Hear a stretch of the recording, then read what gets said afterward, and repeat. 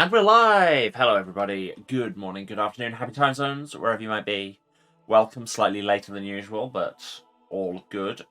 Back to the House of Hubris, here on twitch.tv/Saracent. I'm Emma, and welcome back to Pathfinder Wrath of the Righteous. We had a nice little break, getting our chant on, but now we're back, and we can actually enter Chapter 4 after spending like 6 episodes saying we were about to enter Chapter 4. Turns out there's a lot of game in this game. So yeah, last time, if I think back, we sorted out the whole Midnight Fane situation. We killed Darazand. I think we killed Darazand. And then we got fired.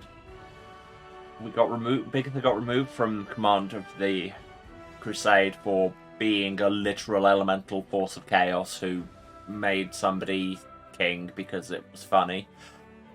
Which, when you think about it, it's fair. Like, we got results, but not really a management kind of a person is our Biggs.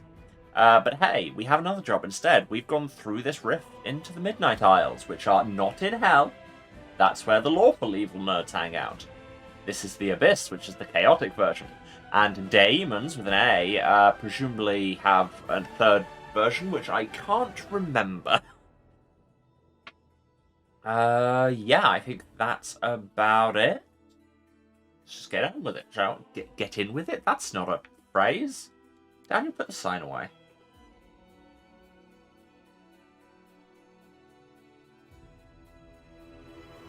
Yeah, feels like we're going to make some more actual progress on account of it's the start of a new act, so it's unlikely to be quite as much of a logjam of events as the last one. Also, we are in very bad shape. Just the worst. What were we meant to be doing?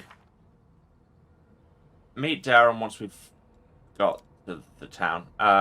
Explore the mines around the Nexus. Yes, because we come here to find out where the Hindrian crystals that turn demons into super demons is coming from.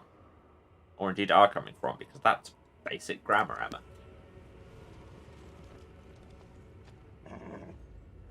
Darren, do you have any channels left? You have so many channels left. Why is everyone not already healed? You have all this healing available. Thank you. Everybody is mortally wounded. No, not just Darren. Oh yeah, and Darren grew wings to make a point. Will they help his actual, like, mechanical combat utility at all? Probably not. I will help where I can. Is it funny? Of course. We all know I do these things more for dramatic character beats than actual mechanics. Cool. What looks like a portal, a door to caves, but also more hill. Let's see what's at the bottom of Moor Hill. That is, of course, more MAW. I mean, have you seen the mouth on this thing?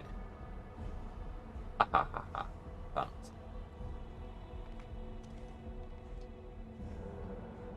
Is there anything? Anything at all? Anything at all?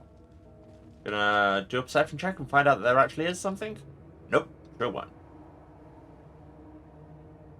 Well, that was a good use of your map space. The way the maps are rendering these, they just look like container ships. Also, we can't see them. We're a long way away. Let's poke the thing. You know. I mean, really, it's how we got where we are now, is by poking the thing even though it was not wise. The stones of the arch emit a revolting, high-pitched shriek. In response to these vibrations, the particles of ash and grit under your feet float upward. They gather together and violently twist themselves into a whirlwind at the heart of which an ember of magic flame ignites. The fire becomes brighter until you see a strange city inside the flames, featuring aerial spires, staircases that lead into the void, and streets entangled in a way that contradicts any logic or common sense.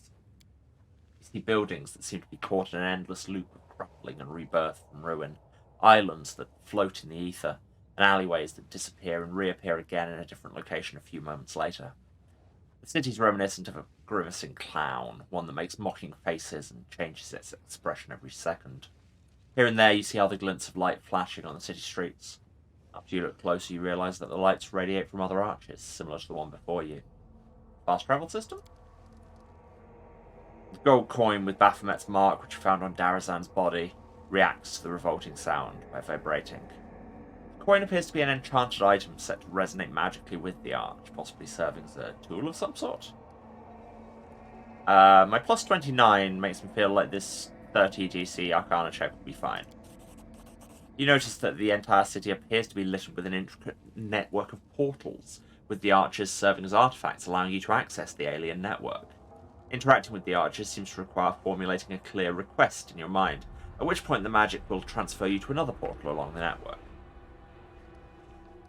Why can't we go to other arches? Probably because we haven't seen them yet. It's quite obvious that this strange construct was not designed for mundane use, only transporting users to specific arches that they're allowed to visit. It's likely that some kind of system of magical marks is used, quite possibly shaped into tangible objects, to provide access to various arches. Before you get one such token, all the destination points will be closed to you. So if I click use the arch, it's not going to work. You need special talisman coins to use Illusionera's portal network. Okay, well this looks neat. Also, big benefit of being on this chapter and having got fired. Presumably no more Crusade admin to do. Yay! So that's the Skeleton Ridge we're on, I would assume. I can manage my group here. Oh, what? And I can't interact with it any further. Boo. I also can't access the people I didn't bring with me into the Abyss. Double boo. So let's just get going, I guess. Into the cave.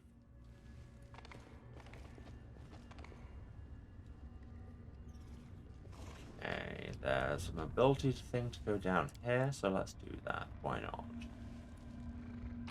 Theft. To the tune of shaft. A midden of enormous bones that likely came from giants. Here and there, rusty slave collars glint in the dust. These half-rotten remains of a giant are missing an arm. This one was probably mutilated while he was still alive. Why is it CSI Illusionera all of a sudden?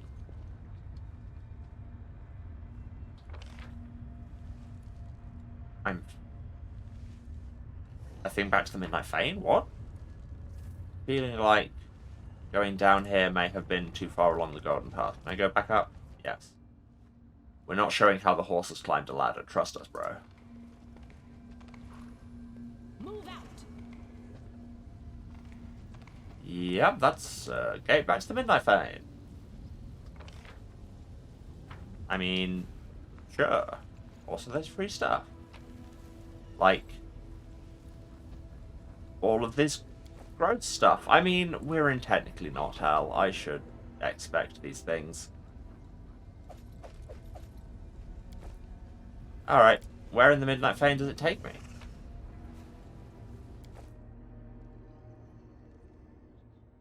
I say as if I can remember the layout of the space. I can't do that even between episodes that I haven't played another entire game in the middle of. Oh, this is just back to the main throne room where we beat Darazan. Was this literally where we came through?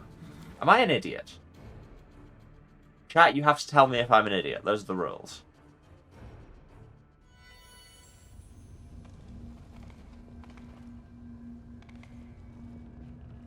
Okay, there's a succubus here. What up? Though it seems incredible, the deformed succubus's body still contains a flicker of life. As you approach, she opens her eyes. Her lips, crusted with blood, release a groan. You... Baphomet spawn. Run through your portal. You run too, Hebsamera. You think you're strong, but Our Lady in Shadow is stronger. She'll get her revenge anyway. Who did this? Hebsamera. The succubus groans with hatred through her lips, half sealed with clotting blood. Been following them. Wanted to warn Our Lady. This is on Baphomet and his spawn. Nephilim Hatsmira is Baphomet's daughter and current favourite. Okay. What were Baphomet's spawn doing here? Crystals. They've been mining crystals. They said it's to attack the Crusaders, but I believe they want to attack the realm of Our Lady in Shadow. We just got here and we're already tangled up in some web of intrigue. How's that for dumb luck? Where did the ones who hurt you go? Through portal.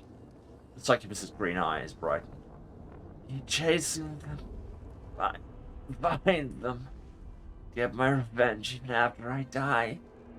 Having lost the last of her strength, Succubus drops her head onto her chest. And she adds in a wheezing voice, My key. I've got it hidden in a lesser shaft. The one with the bones. Another one in a bigger shaft among the old tools. Find them. Follow their trail through the portal. Do we do a good thing and heal the succubus? Do we do a apparently not evil thing and just murder the succubus? I want to see what happens if we heal the succubus, and it will probably be our alignment goes wrong again. Oddly, the healing powers have no visible effect. Just moans, slightly shakes her head, and stares at you with her dull green eyes. She's in great pain. Why should the world have so much pain? Do we want to just kill her? I mean, she's technically not on our side, but that said, the last succubus we ran into were chill, and she's not asked us to kill her. Fine. The succubus whispers as you leave. Do what we can. So... Oh, this is the main quest. Whatever... Those who've been mining the crystals meant they get away through a portal opens with a special key. Maybe there are other such keys in the nearby mines. It has a mirror. Perhaps Iomede's Herald knows something about her. Mined by Baphomet's minions talk to the hand as well. Pun not intended, but gladly embraced. Didn't realise there was more corridor here, but there was. Ooh, some storyteller notes. Some money stuff. Oh, there you go. Key to the Nexus portals. Great. Mineshaft descends to an incredible depth, and there are depleted veins and empty ducts as far as the eye can see. But enough about my skin.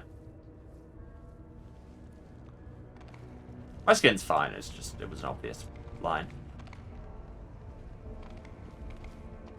We found the key. Hello. No? Okay. Onwards. We'll have to go and use the key, I guess. Also, it said that was...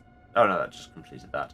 All of these are saying go and talk to the hand, so I should probably go and talk to the hand. Or maybe I could just jump down here and do things on my own because I'm dynamic and a badass. What if that? What if I just didn't need an angel to do my thinking for me? What does Veil of Heaven do? That just gives you a buff defensively against evil people. Evil outsiders. Even more than evil people. And can dismiss it to do an explosion that hurts evil outsiders. Fair enough. Probably will never use it, but hey. Crystallized demonic rage. Deep grooves seemingly left by a giant hand furiously scratching at the stone. You know, I'm getting the idea that giants may not have had a good time around here. It's just a thought. Oh, hello, Suture's here. Do I remember how Suture sounded? Do I hell? Hello. You hear some muttering coming from the pile of bones. They're all gone and left me with nothing. I've been searching and searching. There's not even a trace. A large giant skull shakes, and an old acquaintance of yours, the director called Suture, climbs out from under it, grumbling and groaning. He notices you. He blinks. Then he says in a tone of extreme melancholy, "Oh, it's you. Why are you here? Can't you see for yourself? I've been browsing decorations for my newest luxurious palace with a view of Ishia's best beaches," the director mumbles. Then, without missing a beat, he states wistfully, "I was on my way to see Mistress Arilu. I can't teleport or anything like this. Every lousy brimmer can do it, but I can't. All I could do was reach the Midnight Plane and slip into the rift, but now I can't go no farther. So I've been searching for portal keys. Portal keys? You've seen those big things up there on the surface. They were kept closed most of the time so the slaves wouldn't run away. They can be opened with special keys. If I was lucky enough to find such a key, I would have left this nasty place in a heartbeat. And then who knows, maybe I could have found Mistress Aurilu. Is she around? You're a funny girl, you are. Stephen grunts. My mistress, she's like the wind. One moment she's here, and the next she's gone. She loves coming to the abyss. I would have found her by now if I could get out of here. What is this place? It's a little burrow dug by Baphomet's rats in the mansion of the illustrious Lady Nocticula. The suit of grimaces. A former burrow, that is. Once I visited this place with my mistress Aurilu on business, and this place was abuzz with life. The slaves were working, the slave drivers were tormenting them, and Hepzibah was choking the life out of both. You know Hepzibah, do you? Nasty horn-headed Nephilim and Baphomet's daughter to boot. Now there's no one here. As soon as I saw you, I knew right away why they all fled. I do have that effect on people. What's with the bones? They belong to the giants who used to work in these mines. You don't think Baphomet's minions dug the rocks with their own hands, do you? This mine was depleted first, and they converted it into a dump. Every time an enslaved giant died, they dumped the carcass here. Do you know where the Nihindran crystals are coming from? Well, you've just found one, good for you. The suture sweeps his arm in a wide circle. This is the mine where they used to dig the crystals, but it was long ago. They depleted it and they left. So it's literally just mining a rock. Simply enough, but not that simply. The suture grunts. They can be mined, all right. The crystals are very rare and extremely expensive, and that's all I know. Are there many other mines? There are several more on this island, as far as I can see, and they all must have been depleted too. Baphomet's gang wouldn't have left this place if they had even a slim chance of finding more crystals. As for there being more mines elsewhere, I don't know. How long have demons known about the crystals? What is this secret you're talking about? These crystals can be used in many ways. Talking about magic powers that can be extracted from a crystal and poured into a demon. No one could ever do it before my mistress. Even now, only a select few know how to do it. My mistress, I mean Lords Baphomet and Discari, are no fools to share that kind of knowledge with the entire abyss. Cool. So quick to understand, aren't we? Again, I'm not going to just kill you. You've been chill. You know what? You better look around really closely.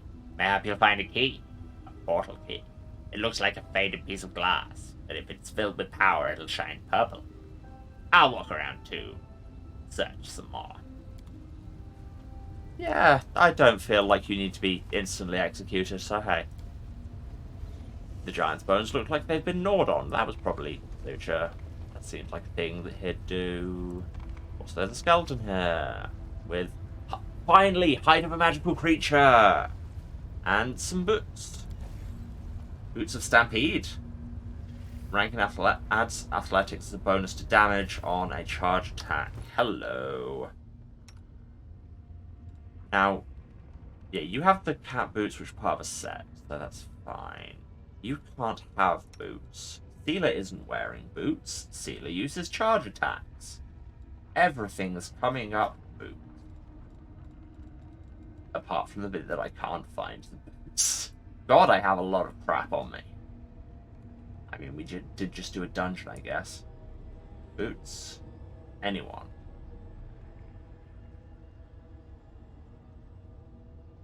And if I can't see them, maybe I need the boots optician. That joke wasn't even good. Yeah, no, they were right here all along.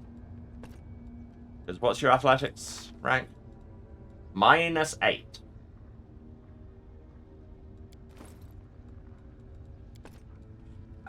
Okay, we'll turn to what? None of the rest of these use charges.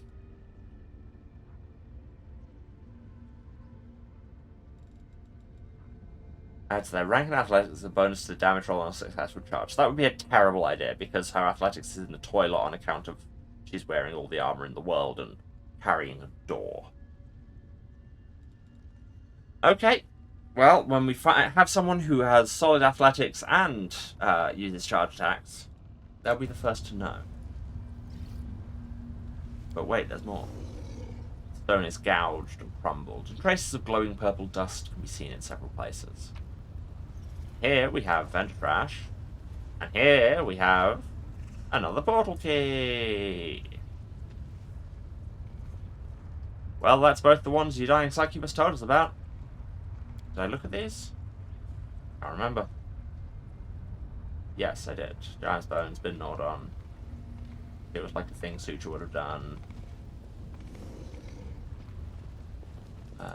Cool. I guess we go back up and report, or we could just use our portal keys and go through the portal and leave.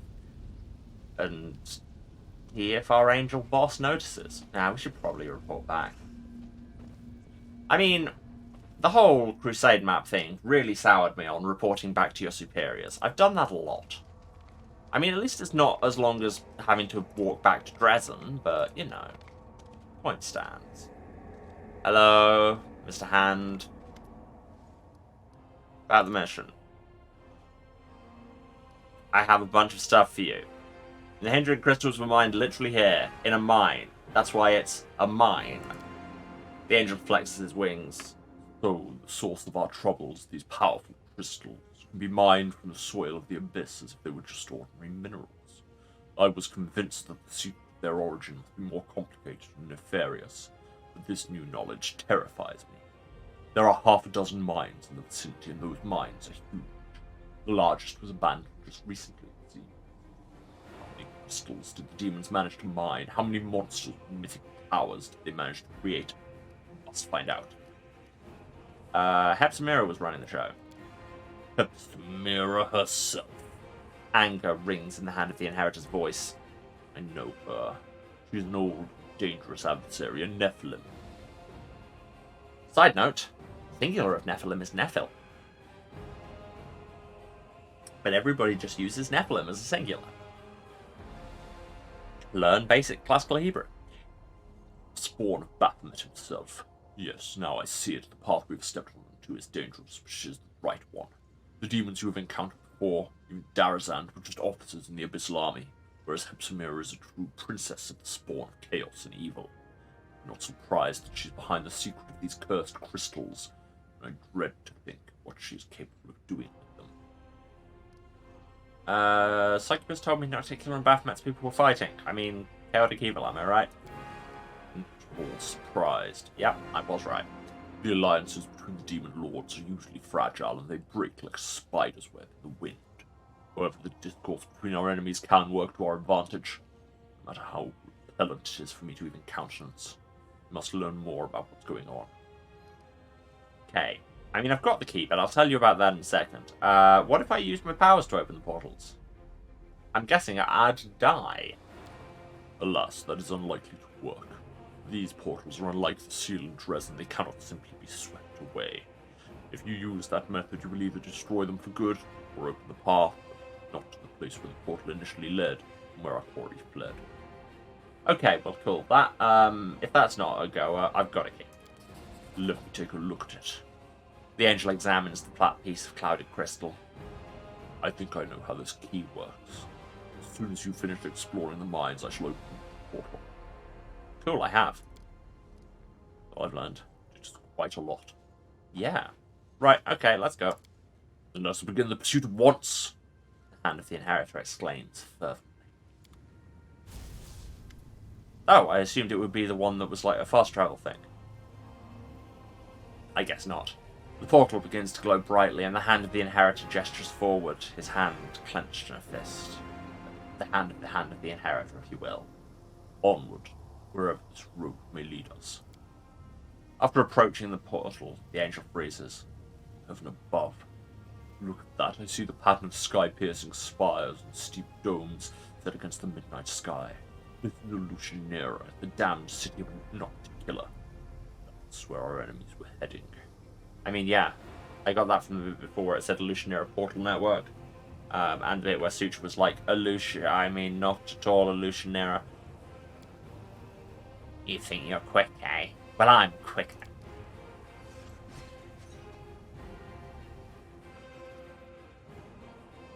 I'm sorry. Did the Hand of the Inheritor just get absolutely punked by Sutra? That's very funny. The Angel's Blade is just a moment too late to touch the skin of the demon who rushes into the portal. This is the least effective angel in heaven. That cunning creature has stolen our key.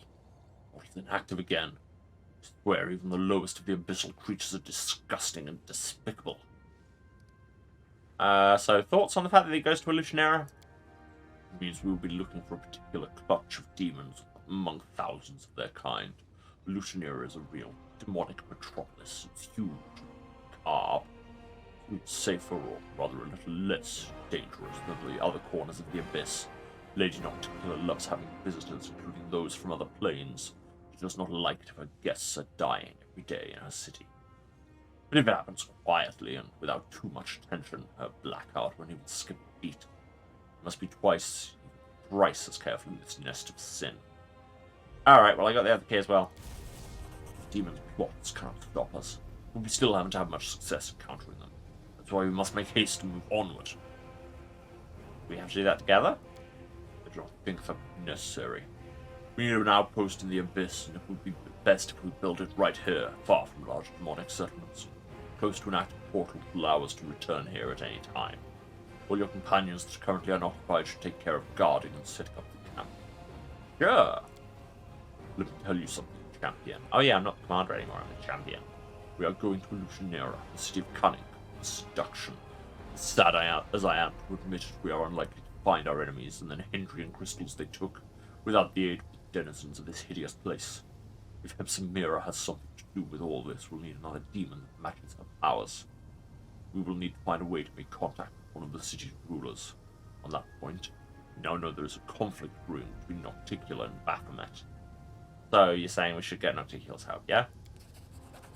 I will not be welcome in this dark place, but I'm prepared for this. The angel seems truly proud of his plan.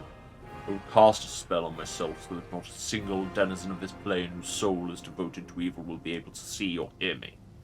Invisible, I will follow you and protect you from all dangers and temptations of this place as best I can, and the demons will be unaware of my presence.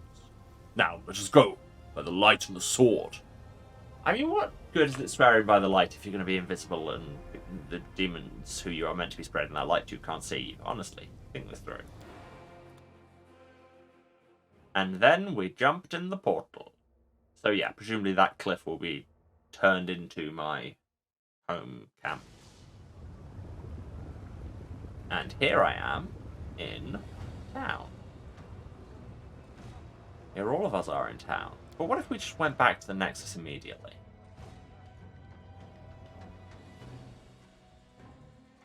Because we're in trouble. Well, mildly dying. But hey, everyone's here. Don't know what these standing stones say, it's probably fine. This place has been sanctified, it can protect the area around it, yes, because it's our camp. Be awkward otherwise. Oh my god, there's so much. Right, buckle in, it's dialogue time, as though we haven't already been doing dialogue time. Here, far from the eyes of strangers, I can assume my true form. In Illusionera I will remain hidden. It seems this sorrowful and unsettling place will be what we call home, at least for a time. Cool, what happens next? We need to learn who holds the reins of power in Illusionera at present. Armed with this knowledge, we will be able to uncover Hepsimira's plans. How well known am I? Because I'm kind of a big deal. I don't know if you noticed. No one in Illusionera knows your name. Yet. Oh, so managing my fame in the city is going to be a mechanic, is what you're saying. But what do you think of me? I would be lying if I told you that I don't observe you with some trepidation. Sometimes I wonder what will happen if you falter. The power and responsibility represent the most difficult trial of all, and many righteous souls have failed to pass it. Question about our mission? You can ask away, you must have a lot of questions. I'm not going to. No. A personal question? I don't care. Can you hear me? Let the flow of light that pours upon you cleanse your soul of all the memories of filth and blood the abyss so generously shared with you. No, I brought them with me before I came to the abyss. Okay, but that hasn't stopped the whole Death's Door thing. So we will still have to rest for that. But that's fine. Anyway, let's go and chat to all our companions. Arushale seems confused. Something's wrong. I feel like I've lost something. Or not. It was Desna who lost me when we descended into the abyss. You've been my invisible protection through all these years. Now I no longer feel a divine helping hand on my shoulder. Oh yes, because there was the whole thing where she couldn't actually die in battle. What gift is it? That thing I just said? You saw it yourself many times. Whenever something threatened my life, the goddess sent her divine butterflies to carry me away. Her powers no longer protect me now that I'm back in the abyss. Desna's abandoned you. That sounds bad. No, I desperately hope that's not the case. Definitely, you might say? Or not? Goddess still wishes me well. But sure, it's just that the abyss is so far from Elysium that she either can't see me or can't reach me here. She protected me while I was on Galarian. Now I can only rely on myself. And you. Did you enter your dream realm you were so pleased about building? Maybe. I think so. Arushale pauses, listening to something deep inside her, and smiles shyly. Yes, my dreams are still there. Nobody will take them away from me.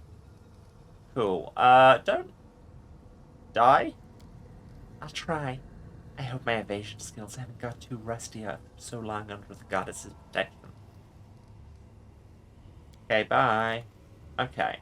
So there'll be a bit of new dialogue for everyone. Lan, my boy. Apparently there won't be a bit more dialogue for everyone. Ulbrig, my other boy. In boy form rather than Griffin. Never thought I'd find myself in the land of the Fae. Well, let's take a gander at how they live down here. We just need to follow the rules, or we'll stay here forever. This is the Abyss, that's a different thing. Say that like there's a difference.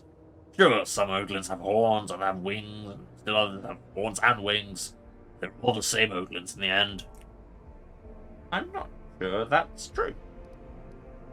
What do you mean, rules? Oh, there are lots of them. Let's see. Ulbrich starts counting on his fingers. First and foremost, never agree to dance with them. Set one foot in their face frolics, you won't be able to stop. You'll just keep prancing until you drop dead from exhaustion. What else? Don't accept any gifts, and always give something in return, or else you'll have to serve them forever and ever. Don't eat or drink anything without permission, or they'll turn you into a beast, or even a cockroach. He continues to take off his fingers. That's just too many to list. I know them all from my grandma. She knew so many songs about the Fae, so many tales.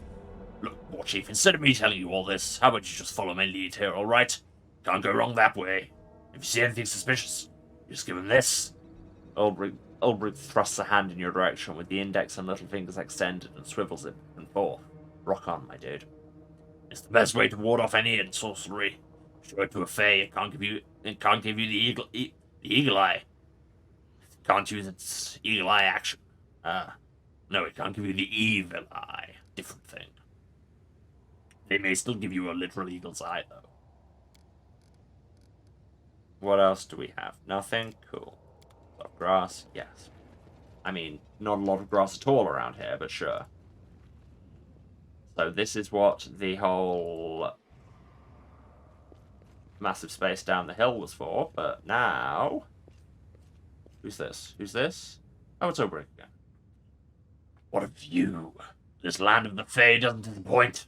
Just look at these little towers. There's more of them than there are stars in the sky. But wait, the sky's empty. Stars, no moon, nothing. Amazing. Hey, War Chief, how about we take a peek from above? Climb on my back, I'll give you a ride over the magic land. Still not the land of the Fae? What difference does it make? Scarily beautiful either way. Well, are we flying or not? We are absolutely flying. Yes, that's a risky idea. We know this. Hold on tight. Get you a boyfriend who can fly you over, technically not hell, for a romantic sightseeing trip. Something, whole new world.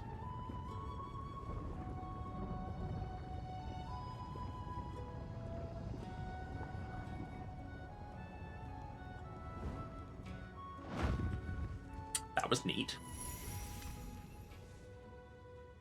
After helping you down off his back, Oldbrig returns to his human form. His face radiates joy. Well, what did you think of that? You like seeing the magical land from a griffin's eye view? Mooches. Oldbrig sweeps you into his powerful embrace. And then we didn't animate this, so it's all a little awkward and things we probably shouldn't show on Twitch. Height differences, am I right? Hi, Clyde. God, you don't even have dialogue. What were the writers of this game even doing?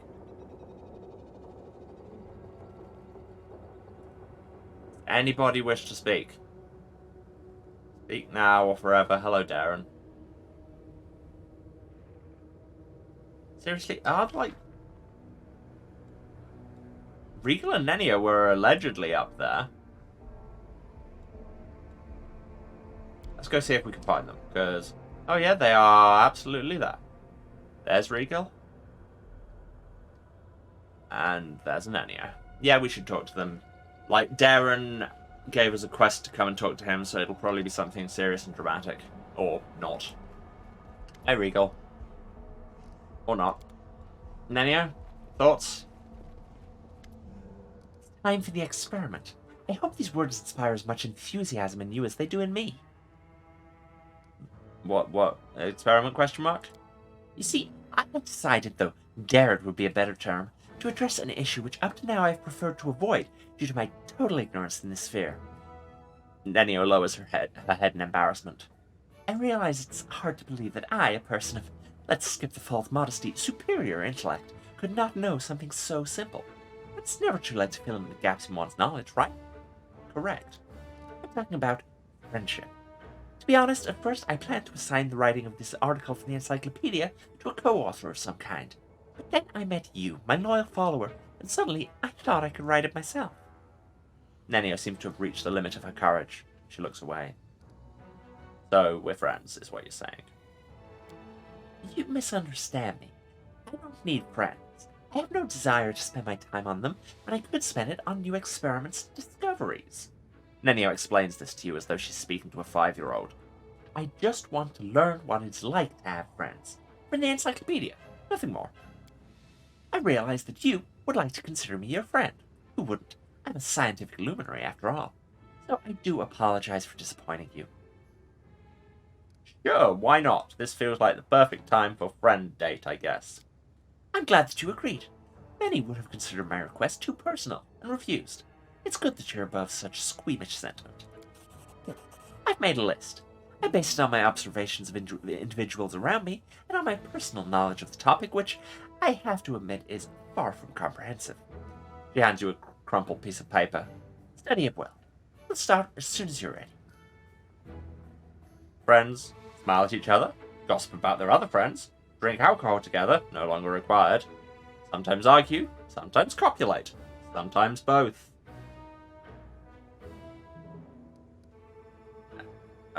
Okay, point number 1, smile at each other. You raise your eyes to Nenio, who's already fixed a malevolent grin on her face. The kind that would make you soil yourself if you saw it in the dark of night. Let's do the thing. Come on, let's not be dead. Keeping the unnatural grin on her face, Nenio hisses through her clenched teeth. You call that a smile? Come on, try again. Alright, all my teeth. Your eyes bore in Nenio's and she stares right back as you both grin as widely as possible. A minute passes in tense silence. Yes, going along with this was absolutely the correct move. She massages her cheeks with her hands. I never imagined being a friend was such an exhausting business. So, what's next on the list? Gossip about our other friends. For example, Regal, who is standing like 10 feet to my left, sucks. Oh, I've made some preparations for that. She produces several pieces of paper from her sleeve. Come on, let's get to it. Who are we going to gossip about? I mean, I did just say Regal. I mean, we're going to be doing all of them, but you know. Excellent choice. So, what do you think about him? I kind of hate him. Oh, how interesting. Incidentally, yesterday I saw him... Nenio picks up a random piece of paper and reads it. walking on all fours. Do you know who we're talking about? Do you remember who any of the people you travel with are? Nenio becomes a little embarrassed, but only a little. No, I don't make a point of remembering those I travel with. That's why I prepared these universally applicable pieces of gossip. She raises her fist with several pieces of paper clenched in it. That doesn't sound like him at all. I mean, is this like me playing along or not? This could easily be the next bit of the gossip. Really? Oh, excuse me, I'll try again. Yesterday I saw him... Nenio picks up another random piece of paper and reads it. Drinking from a puddle. Cool, thanks for the info. Truth be told, this whole experiment seems like sheer stupidity to me. But how can we learn that stupidity is stupid without doing stupid things? We need to finish what we start. She gives you a satisfied nod and stows her papers back in her sleeve. Alright, stage 3. No, that's not what that says. Stage 2 is now complete. What's next on the list? Friends drink alcohol together, no longer required. Oh, right, I shouldn't cross out this point. I wrote this, and then I checked the encyclopedia and recalled that I've already conducted that experiment. And then entirely forgotten about it, because you keep your memory in a book. Judging by the same encyclopedia, and especially by an odd stain on that particular page, it would be unwise, to say the least, to try and repeat it. Cool. Sometimes argue. A new heap of papers appears in Nenio's hands. You are uninterested and disinterested in this experiment, and you can't even tell the difference between those two words. Argue back, kiss my ass. Not too creative, but it will do. Now we can definitely be considered friends. And on that note, I conclude the fourth part of the experiment. What's last on the list? Sometimes copulate. Oh, yes. Nenio sighs. Take off your underwear. I mean, it says sometimes. You don't have to if you're not into it, and it doesn't sound like you are. Is that true? Are you sure? What an unexpected and interesting piece of information. I must confess, I wasn't so thrilled about this whole copulation idea from the start. It's so nice that science does not demand a sacrifice of me today. I mean, could anyone be any more ice? Let's be real. This thoroughly awkward experiment is now finally concluded. I have learned what it means to be a friend, and now I can write an article about it for the encyclopedia. Nenio rubs her nose with a pencil. I am happy that it's over. I am once again convinced that friendship is the most foolish of all occupations. Yeah, there's more to it than those things. Is it? We've concluded all the assigned actions typical for two friends. Of course, I could have compiled an extended list, which would have included joint food ingestion and senseless banter with the aim of showing each other in the least attractive light. But how would that change the situation? Do you know what I will write in the encyclopedia? Friendship is a set of primitive rituals intended to help individuals forget about their loneliness. I mean, yeah, it is the best way to forget about your loneliness is to be less lonely. However, I have no interest in that. I see my loneliness as a sign of my uniqueness. One who leads the way is always alone. Now, I have time to answer your questions. Come on, ask away. No. Well, that was an experience we all had. Don't know where half my party is. Anyone? Greybor? Seela? And it's not like links to which people I brought with me, because some of the ones I did aren't here and some of the ones I didn't are. I don't know. Let's go see Darren. He's prepared candles. Either this will be romantic or a ritual. Ah, Baron Feldspar, it's so good to see you. You look a tad petrified. I hope everything is rock solid in your life. My dearest Princess Peridot, you look stunning. You almost managed to eclipse Countess Petronella's debut of last season. You certainly bested her in your magnitude and your gravity. Darren sits in a circle of stones, making small talk with a perfectly serious expression on his face. When he notices you, he stands up and offers you his hand. My Here, ladies and gentlemen, allow me to introduce my beautiful companion. Here she is. The crown jewel of the evening, Bigitha Lordshot here, the heroine of the crusade. We're getting a lot of delayed journal pips. Talk to the rocks. Baron, Princess, how do you do? I can always count on you, Bigitha Lordshot here. Darren winks at you. He looks around his social gathering of rocks. Life has failed to delight us lately. Quite the opposite, in fact. It thrown us into the darkest plane in existence, surrounding us with legions of repulsive demons, and dragging us into a struggle between forces we, or at least I, do not understand. If that's how things are, so be it. If life begrudges us opportunities for fun, we must make our own. Are you okay? Everything is perfectly fine. Nothing has changed at all. Darren smirks. This whole story was a little too much from the very beginning. Stakes too high, the secret's too serious. And we keep stumbling over them more than I'd like. What am I doing here? I've never really cared for high politics, or games between forces beyond my ken. He gives himself a little shake. Look, Baron Feldspar here agrees with me. He's a tough, silent type who rarely expresses his misgivings. If you wish, I can invite him to a dinner party when we're back in Dresden. Would you like that? He's a craggy fellow, but a fine conversationalist. Dramatic declaration. Not even the abyss can hurt us, she said, like a liar. We are literally standing on the corpse of the slain demon lord, in the middle of an archipelago composed mostly of other slain demon lords and legendary monsters.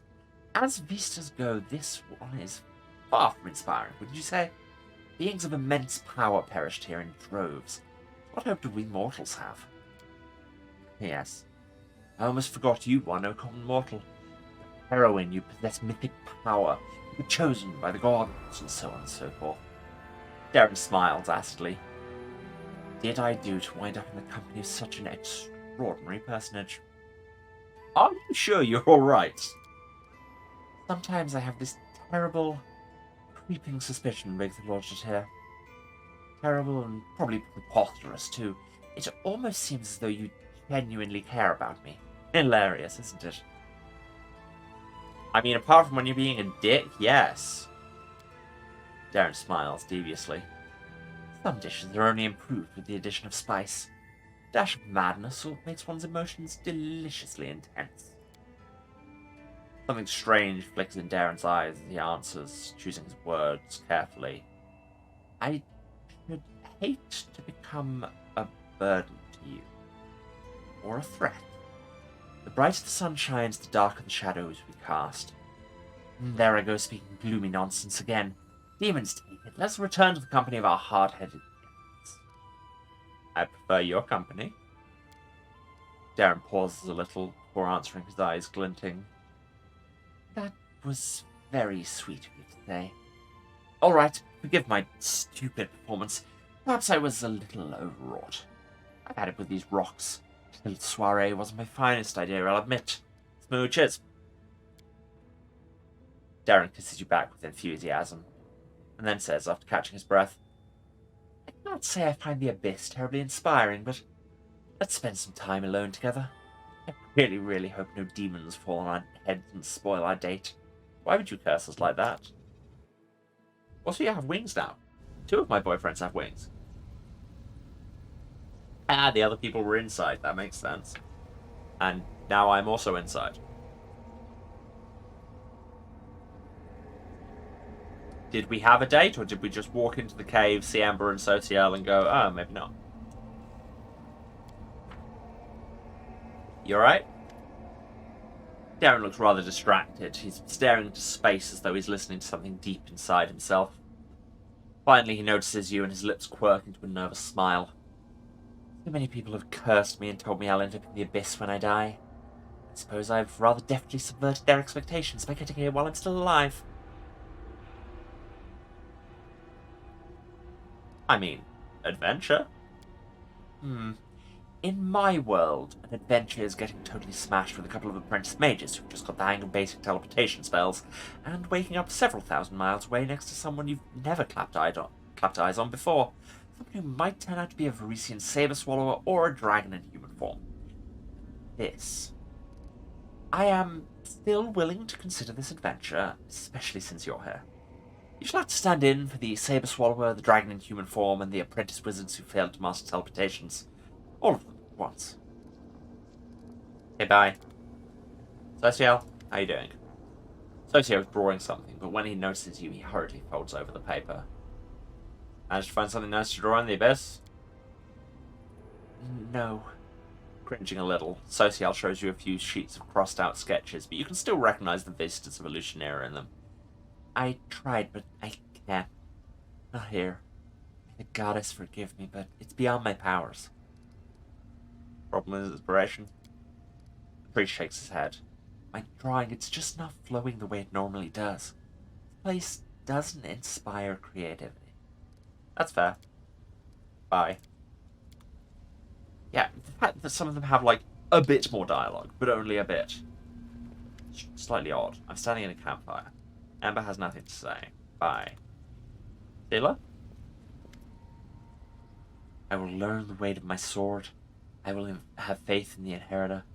I am the first into battle, and the last to leave it. With her eyes half closed, Sela whispers the words of the oath by Amade's paladins. Trailing off, she opens her eyes and sighs. How did we end up here? I never would have imagined I'd find myself in the abyss. How are you doing? I'm hanging in there. I don't feel good in this place. The air stinks like something died. I'm having trouble sleeping.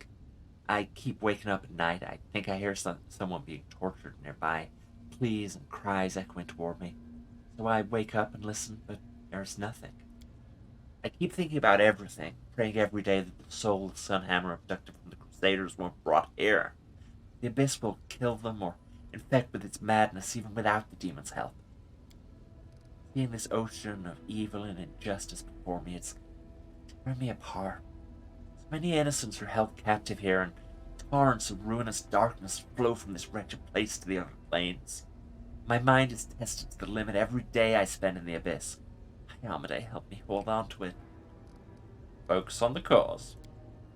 Right you are. Our cause and our duty is what keeps us from breaking. I don't think I've remembered how Seal's voice sounds. Bye. Move out. But down here, be Lan and Greyball? Oh, Waldron. Where's Lan? Did I miss him outside? I guess. Greyball. Oh yeah, this is our first talk since we've been actually part of the thing. Part of the party. Greyball nods to you politely. As always, wisps of sweet smoke rise from his pipe. Help you, Commander. Tell me of you. I know what you're asking. How did someone like me end up in these lands? A warrior without kith or kin or godly blessing or crusader's mantle? Many have asked me the same thing. Your past? I was born in Daggermark, the city of thieves, murderers, and poisoners. I soldiered for a while, served in the infantry under Jailer Klovesh. Didn't take long to realize there's two types of Daggermark soldiers. There's the dumb thugs who need to be bossed around, and then there's the adventurous lads who use the title to do murder and extortion for hire. You can guess which ones I fell in with. I knew the rules of the game, and the wealthy often called on me to solve their problems or get a leg up in the competition. Then I got into a quarrel with an officer, and I left the service and became an independent contractor. Turns out outside Daggermark, there's a lot fewer specialists who fit my profile. A proper assassin can get paid pretty well. The job took me all over Avestan, but before I came here. Good job. The army represents state monopolized violence. Very true. And in Daggermark, they don't make much effort to hide it. Do you have a family? My people don't brook trade with assassins. The family I'm from are honest merchants and loyal worshippers of Torak. By now they must think I'm dead and need to hydrate.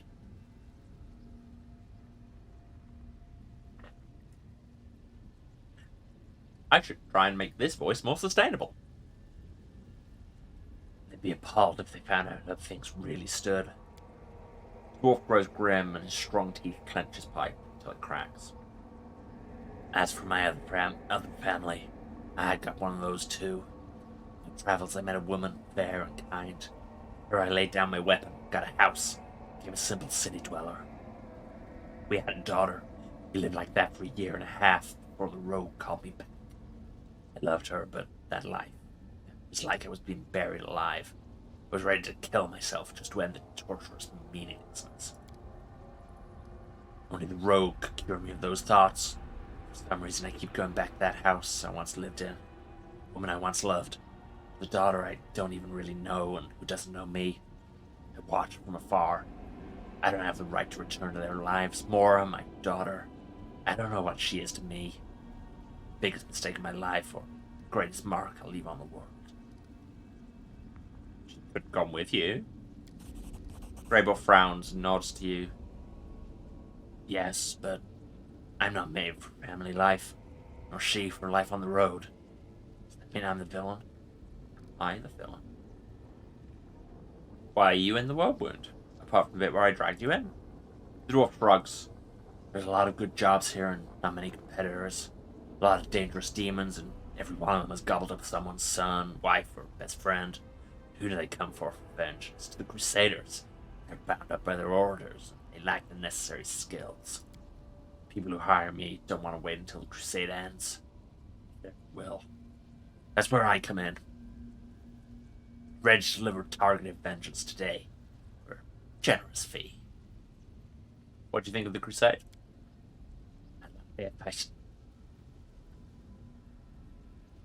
Yeah, this voice. Perhaps a bad plan.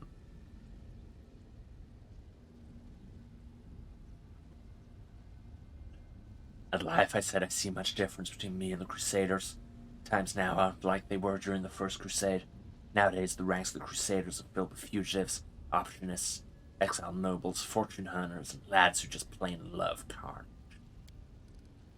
And all of them should thank the gods the world wound is still open. Otherwise, they'd be busy with robbery and murder.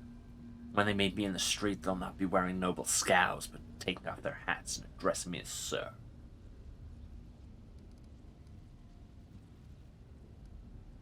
You know, we need to drop our alignment a bit, and valid.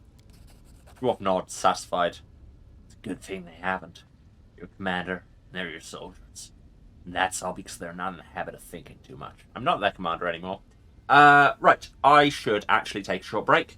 As ever, I'm going to go and get some more to drink, because Greyboar, and get up and move around, and all of the self-care things. And you should do them too. Get up, move around, have a drink, have a snack, take your meds if you need to. This is a reminder. And, yeah, let the ads run while you go and follow your boyfriend into a cave.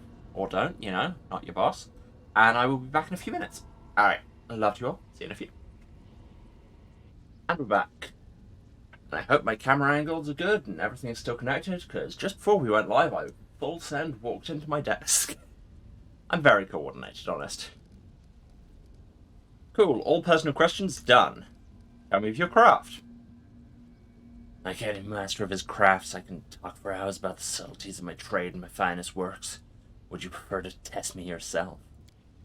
The only thing you shouldn't ask me about, Greyboar lowers his voice to a whisper, is the invisible murder ponies. Trust me, there are things out there that you're better off not knowing.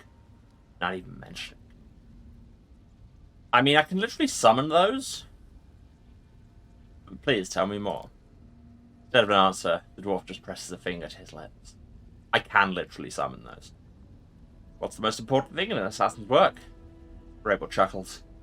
First rule of an assassin, bring the head back with you. I mean, we've been getting mysterious severed heads. Seriously though, tactics and equipment are what matters. The winner isn't the strongest, but the one who strikes first, as long as that's also last. When I get a job, I don't rush into things. Let the victim know they're being hunted. Let them reinforce their guards, trust no one, and fall into paranoia. And only when the victim is exhausted at the end of their tether do I come in to wish them sweet dreams. It might sound funny, but believe me, no one's laughing in that room. Do you feel bad about your literal job? Not at all. I've met a lot of good people, but many of them had a generous price in their heads. Everyone's a thorn in someone else's side. For some reason, Folks imagine the good lads have fair right to ruin the lives of the bad ones, not the other way around. It's only the morals of the majority that determines who's good and who's villain, and those morals shift every day. I've been to many different places, talked to many different people, and the morals were different everywhere. I mean, this is broadly true, and especially interesting in a game that tries to project an objective moral alignment system.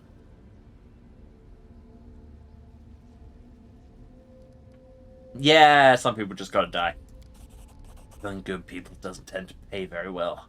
The dangerous, twisted, bloody sons of bitches who fetch the highest bounty.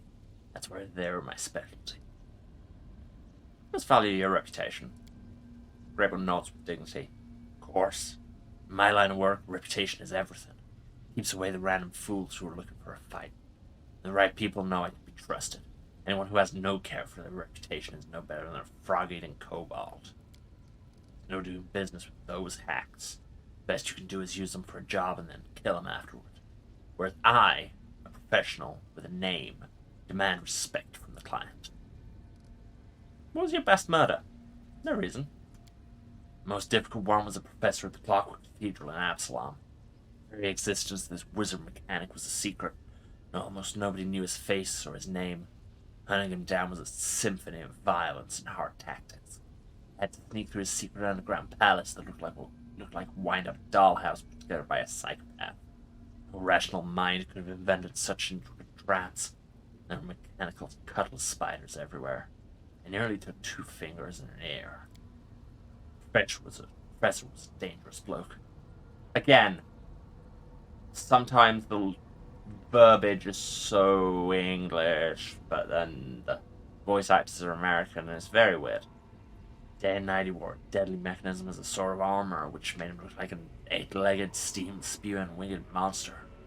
But I came prepared. A Tomb Raider from Osirion had taught me how to avoid the traps. I opened up his armored suit with a lick-toed goblin sword. Not even a sword, more like a giant can opener. They used them to pull fallen knights from their armor to devour later. But I digress. I tore open his armor and saw his true form. Don't ask me what it was. I'll just say it was very unexpected. The mechanic went berserk and attacked me with incredible force. It was too much for me and I had to flee. The fool thought it won until he realized I'd reassembled all his traps into a giant death machine. 2 minutes after I escaped, his palace turned into a cloud of dust. Without his immaculate armor, my mark was sent on his merry way to... well, I suppose he's on a plane for broken golems and music boxes. Opinion on gods? It's my family's way to worship Tor Agmund.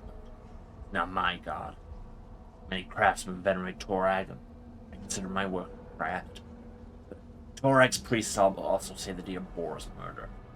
Either way, I name another god as my patron, Norgor, god of dark and unlawful actions.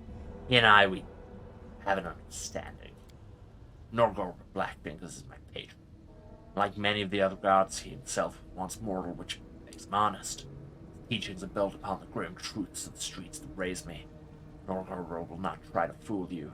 He'll never demand that you achieve perfection. After all, everyone knows that he's not perfect himself. Some psychopaths and other scum worship him too. Conduct mass murderers call him Father Skinsaw. Boneheaded street vermin thank the Grey Master for a bunch of coins and managed to wrest away from a passerby. And of course, the most despicable of them all, those who praise Norgor as the reaper of reputations, those disgusting, rotten rats, politicians. Big burn. Also, it's really hard to say Norgor in a Rotic accent and not just sound like you're turning into some kind of weird Ermagerd meme. No more questions. Apart from these new questions, what do you think of the mythic powers I give you? The dwarf glances at his hands. Strong and firm and abnormally lean for his race. Weirdly racist. Nice bonus. My career's in for an upturn. Who knows, maybe one day I'll pull off a truly mythical job. Deity, or demon lord, or something of that sort. Do you like working for me? After some thought, the dwarf offers you a slight smile. Yes. I like you, Commander. You don't keep me from doing what I do. You don't try and preach at me and back with precision and competence. I respect that. I mean, that doesn't seem to reflect the amount of deep chaos we sow, but sure, I'll take it. Can you tell me about your last client now that I'm paying you large amounts? He decided to remain anonymous, but I suspect his name is Willidus. I already struck off a few lesser demons for him. Later in Canaver's a stronger one. In battle for Dresden. The client insisted I kill the demon with a dagger he gave me and tell the wretch that Willidus said hello. According to my client, one stab would be enough. What's the point of telling your assassin you've hired that you want to remain anonymous if you're then going to give them a weapon and say, tell them Will just says hello? Come on, guys. But it turned out differently. The demon survived and was the gain of my reputation. I don't know why he got it wrong. Incompetence, or did he set me up to fail? Either way, I'd love to have another chat with Willidus. Goodbye. Grabo nods silently and focuses on lighting up a freshly packed pipe. That was a lot of talking you just did. I kind of resent it. Wardriff has nothing to say. Head on! I guess I must have missed Lan outside. Did I talk to Lan outside? Oh wait, I did talk to Lan outside, he just didn't have any dialogue. Cool. Neat, good, and cool. Right, we should really go and rest. And I'm pretty sure we just leveled, so I should make sure people's spell books are full. Or slots, even. Oh, and I still have to level the people who weren't with me then. Well, I guess that's what we're doing. Oop. Okay, you're going to get the last level of Hell Knight, which will give you Hell's Knight, immune to fire, and can make your weapon lawful, flaming, or evil. Neat. Getting better at persuasion. You want to do critical focus? Sure. Yeah, crit more, that's fine.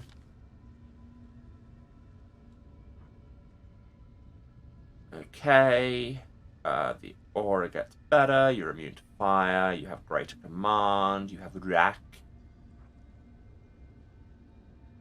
I swear you had some of these before. Not sure why Order of the Godclaw is on there so many times. And your mythic level, you think it should be Abundant Smite Chaos? I mean, I don't really use Smite Chaos. I mean, I should, perhaps? Yeah, point is made. It's still saying all of these things, which I don't know why. Greybor, ye of the difficult to use voice.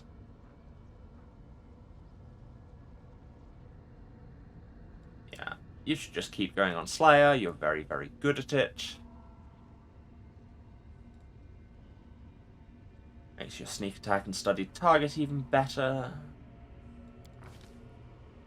You've put points to perception, athletic, ability, and stealth. Those are good skills. Sickening critical. Whenever you score a critical, your opponents become sickened.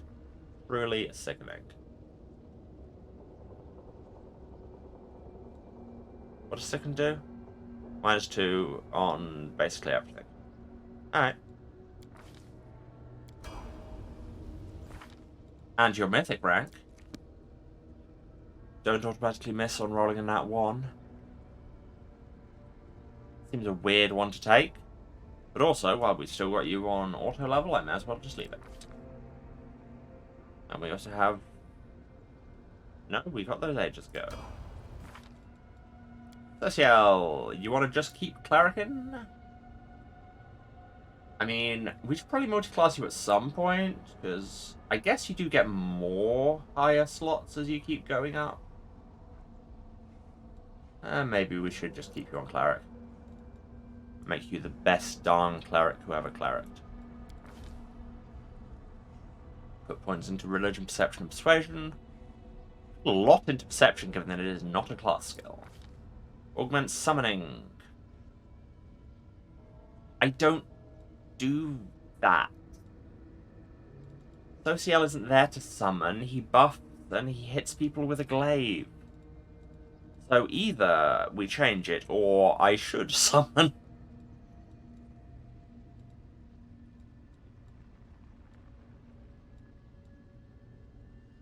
Just give him more channels. Bunch more skill points. Bunch of trauma. Martial proficiency. I mean, martial proficiency wouldn't be a terrible idea, because we've got...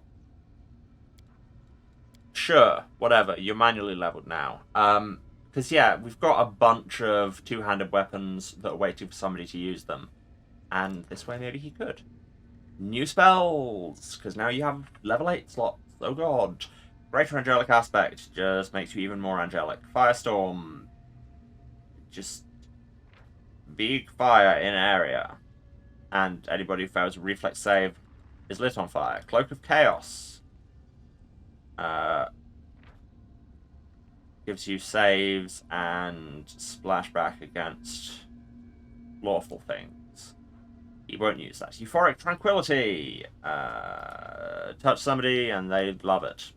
It's basically what this is. Speed is halved. And will saving throw each round will be nauseated. I mean, nauseated and euphoric, like, I can see what you're doing mechanically, but they don't seem to quite be the same thing. Frightful Aspect, I know that one. Holy Aura is like the Cloak of Chaos, but for against evil things. Rift of Ruin. Not just a hole, it's an extra-dimensional hole.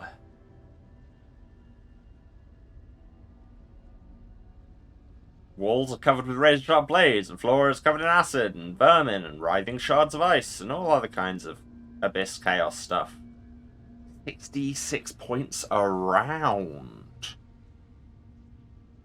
And randomly changes damage type every round. That's funny. Shield of Law, like that, but against chaos. Oh, I didn't see Death Clutch. You Kalima somebody. 200 fewer hit points, failed saving throw, dead.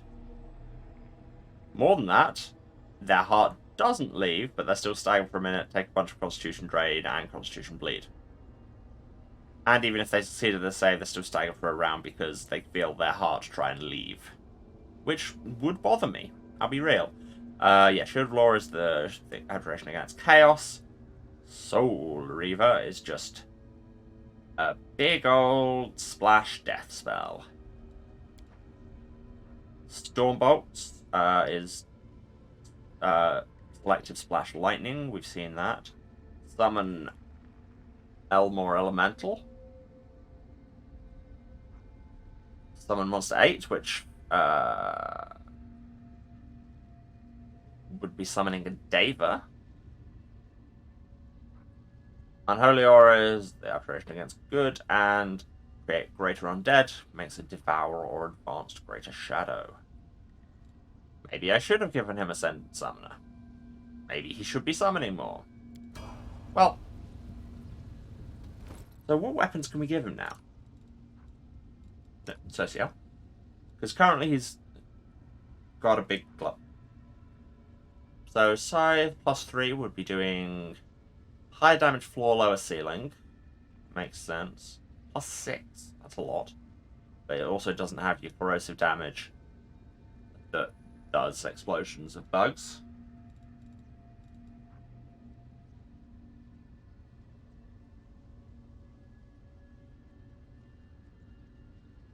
The Blizz seems really pretty good. Mithril Flaming plus 4 Battle Axe on crit ignites a bunch of enemies with Holy Fire. Seems pretty rad. I swear I had a bunch of other cool two-handed weapons. Did I not? Did I imagine this?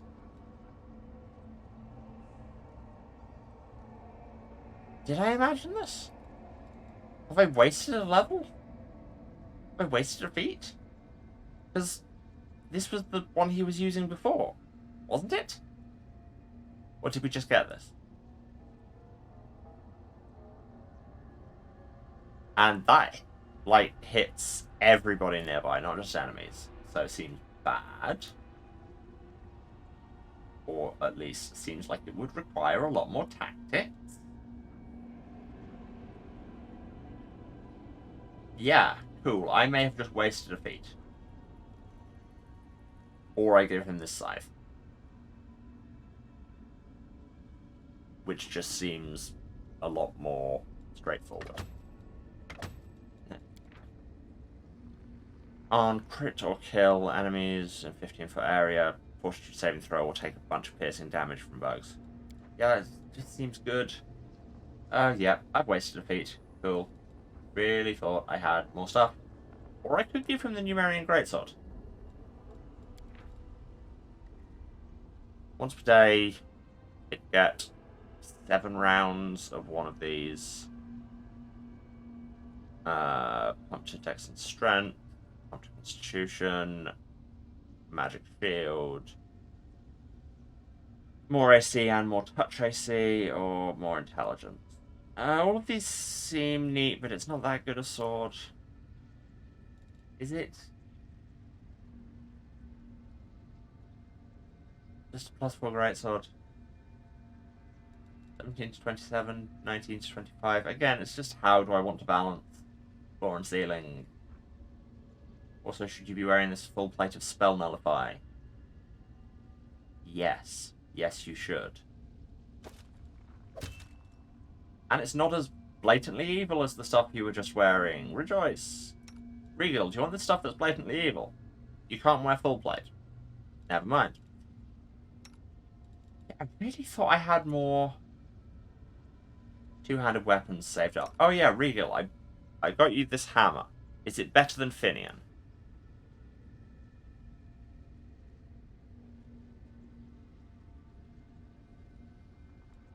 What does this do? This is Card Iron, +4. On hit, stuns. And if they stun, they do an extra 2d8 piercing damage. That sounds great. Finian, you've been replaced. And disappeared. Like you do. Also, that hammer looks neat. Oh, and it's axiomatic, so it'll go well with all his lawness. What's your athletic skill like? It's a +1. That's more than nothing. Does anybody else here charge? Greybor, you might be +21. Have these boots. Where have the boots gone? Oh my god, why am I blind? Yes, because we got a bunch of stuff from all these bosses we just killed.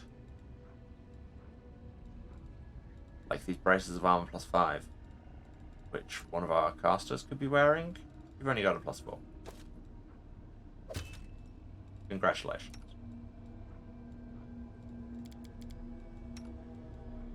You already have a +5. You have your Numerian tech braces, and they're pretty rad. Okay, never mind. Really thought I had other weapons Socio could use. Cannot believe I just did that.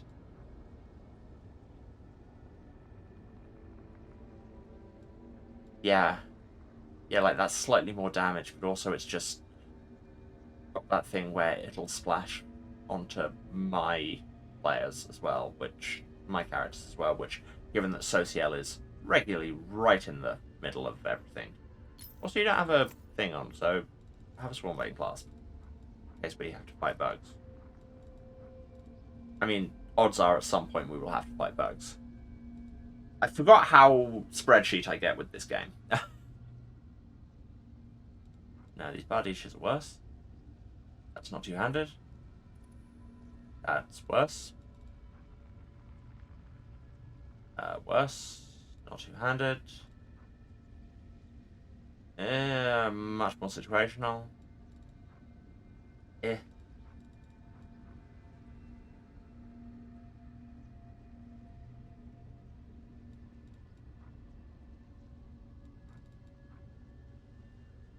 Also, okay, never mind. So somebody should probably have the Blizz. I mean, what's Bigitha using at the minute? Oh, she's using her super elemental cookery, which does a bajillion damage. Who else uses one-handed weapons a lot? Seela, would you like the Blizz? Ah, you have that scimitar you just took off Darazan's body. it's probably much, much better. Waljith? I'll stand you to Blizz. You can't use it. Oh, Greyball. Greyball could Blizz. This looks better than that mace.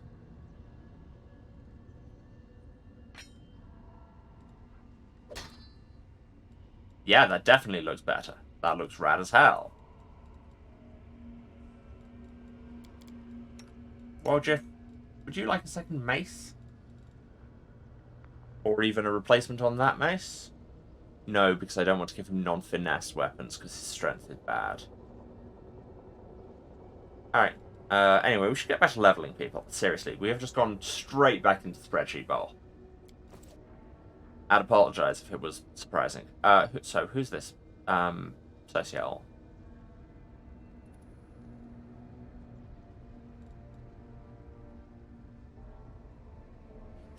Again, I could give him better summons. But I am, once again, not really using it. That might be good, being able to teleport to allies who need healing. But that said... Ooh, enduring spells buffs last 24 hours. Is pretty great.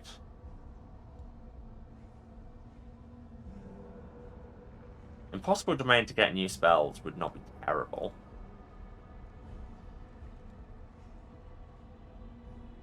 Become unkillable is always good.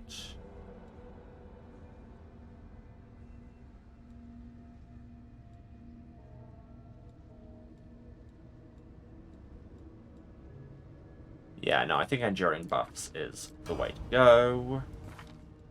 Who's next? Nans. You want to just be more wizard? Oh, you get a bonus feat. Love that for you. More wizard. There are so many classes that we're not even touching. Points in magic device, because that's your thing. Knowledge world, also your thing. That. Oh, yeah, all of those, I guess. All your class skills. A feat. It reckons spell focus. Did I already take spell focus evocation? No. Why not? She does so much evocation.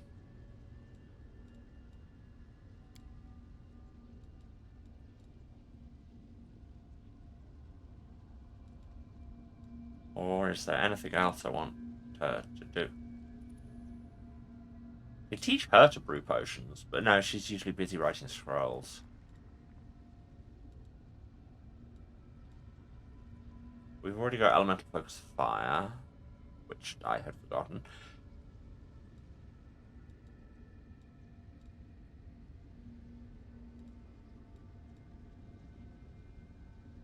Oh yeah, I forgot that Kitsune have a whole magic tail feat tree that would just give her 2 more casts of Vanish. And the DCs are charisma based. Never mind.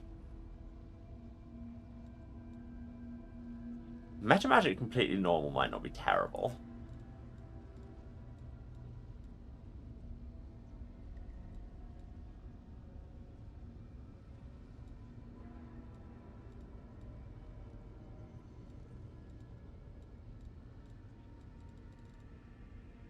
No, I think the focus evocation is the way to go. It's straightforward. It's just shoot people harder. And you get a bonus feat. What is spell specialization? You can select one spell and you're better at it. Or greater spell focus. Just level up my evocation. It says we shouldn't, and that makes me want to. Why is it showing me my level 9 page? I'm looking at level 8 spells. It reckons we should take Scintillating Pattern to it'll confuse and knock out people. But again, splash damage on friendlies. Greater Shadow Evocation. Even if recognized, still does 60% damage, which is pretty solid. I might grab that. Turn into a dragon.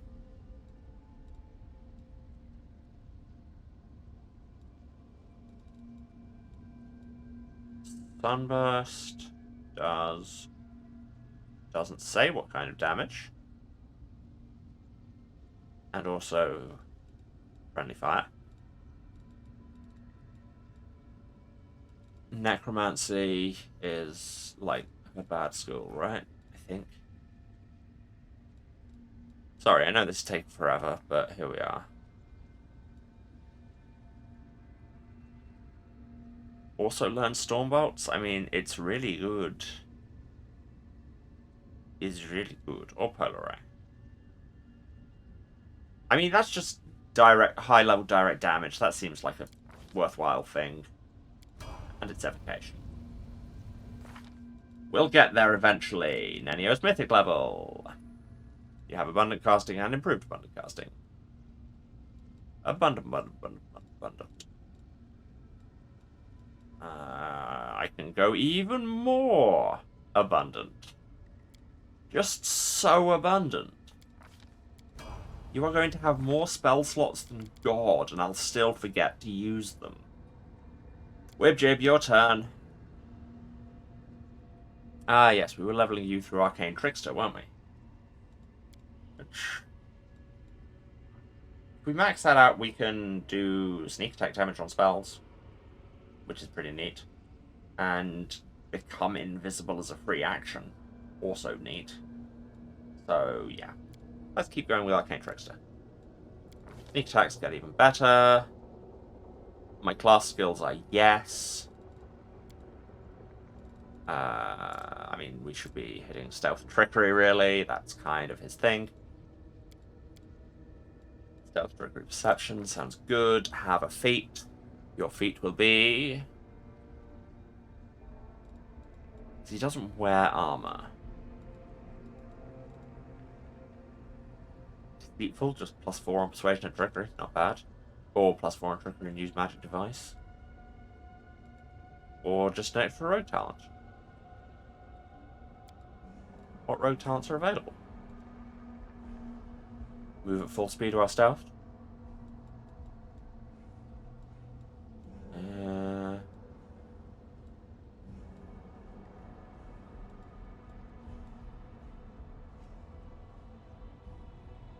Uncanny Dodge, cannot be caught flat-footed. And keeps Dexterity AC against Immobilized. Against Invisible, is the word. What does Dirty Trick do? It's a combat maneuver. I cannot be bothered. I quite like Uncanny Dodge, to be honest. And a couple of level 5 spells. I mean, Dismissal seems like a bad idea given that we're already in the Abyss. Like, where are we going to send them? Dominate person. And... Brain Fog? Yeah. Out of Evocation, Communal Stone Skin, Summon Largo Elemental. I've only just clocked that the reason we have Beer Elementals is because it's Largo rather than large. Maybe I thought that before, I don't know. Make everyone tired. Summon Zata.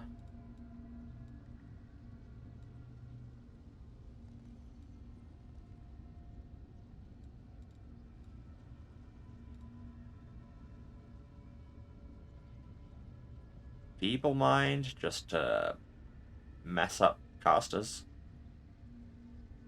I mean, yeah, being able to keep mages even harder seems good. And your mythic level. You have Dimensional Retribution. I forgot that. Which probably means I've been missing chances to use it.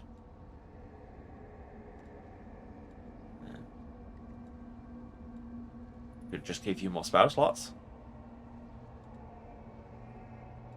We like spell slot. But for some reason that came out in my brain as spell slots, which is a different thing.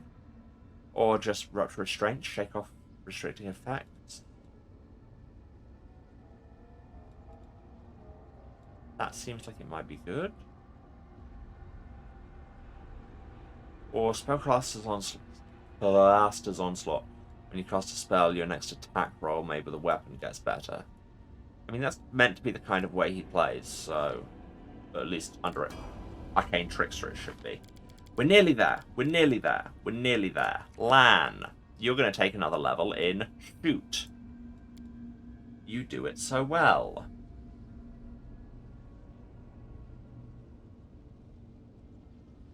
And if you monk hard enough, eventually you will be a creature of elemental law and will still be a couple, and it will be weird and awkward. You should have a level in all of your class skills and also perception. And you get a feat. Come on the gap. When you make a full attack, each consecutive hit against the same opponent deals extra damage equal to the number of previous consecutive hits. Well, given that he fires off about 7 arrows a round, that seems good. But it does anything else?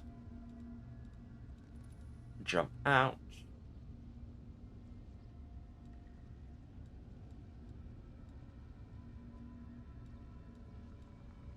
Just more key. Ah, that's boring. Improved critical. Use my trickster powers. Prerequisite for improved critical improved.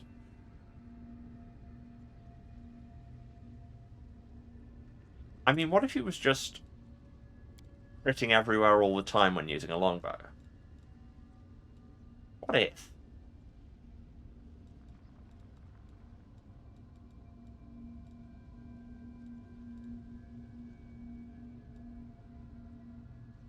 Yeah, I don't think anything else works.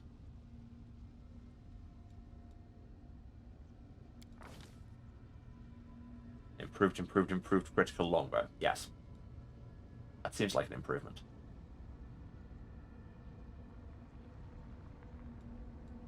And your monk levels have slightly improved.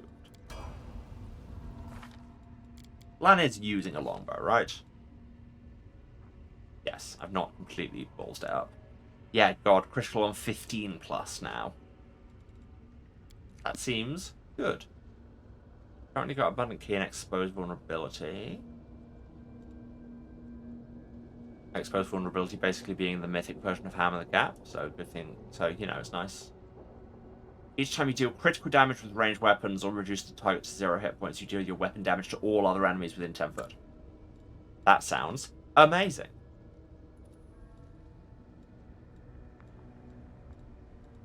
Do we have anything that somehow sounds more amazing?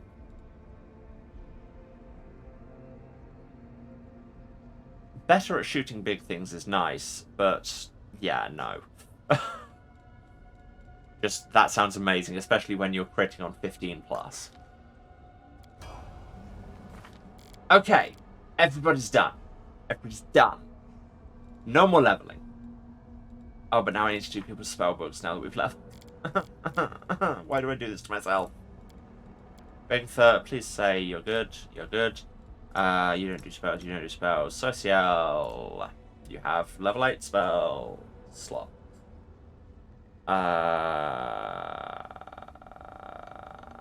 Holy Aura, Euphoric Tranquility. I think Holy Aura seems better. Oh, and that hits every ally within 20 feet. That sounds great. Mass Cure Crit would probably be good. Just we said we had him as a healer. We should probably lean on that.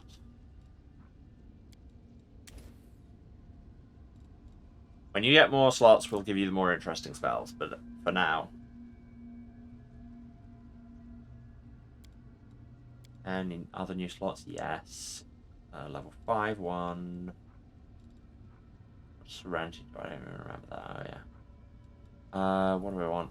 Another... Where is it? Raised Dead? Although that is the one that gives them negative levels. But we can get rid of their negative levels because we also have Restoration. So there's that. Yeah. Or, nah. God, why must they make me make decisions all the time? Make yourself harder to hit by evil. That honestly sounds good. I'll forget to use it. Any other new slots? No? Right. Nanio, you'll have 1 billion slots. Yes, wow. Well, that's the only one that can go in your school thing. Pottery. Pottery. Pottery. Pottery. Pottery. And an extra shadow application. So abundant up in here.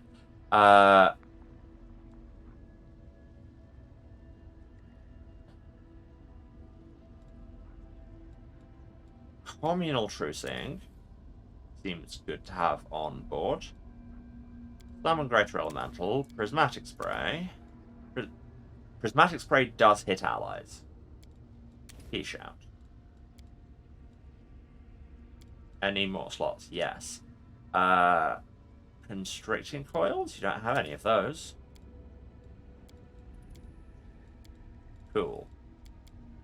God, you have so many slots. It's obscene. Whip Jib. Also 1 billion slots. I mean... I'll have a 4th Dispel. That's always good. Should I have any others on this rather than just Bone Explosion and Invisibility? No, those sound rad. And another level 5.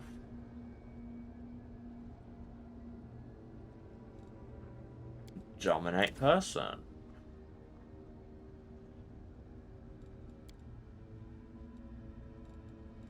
Land doesn't have spells. Ember, Spontaneous. Love Spontaneous casters. They make things much easier for me.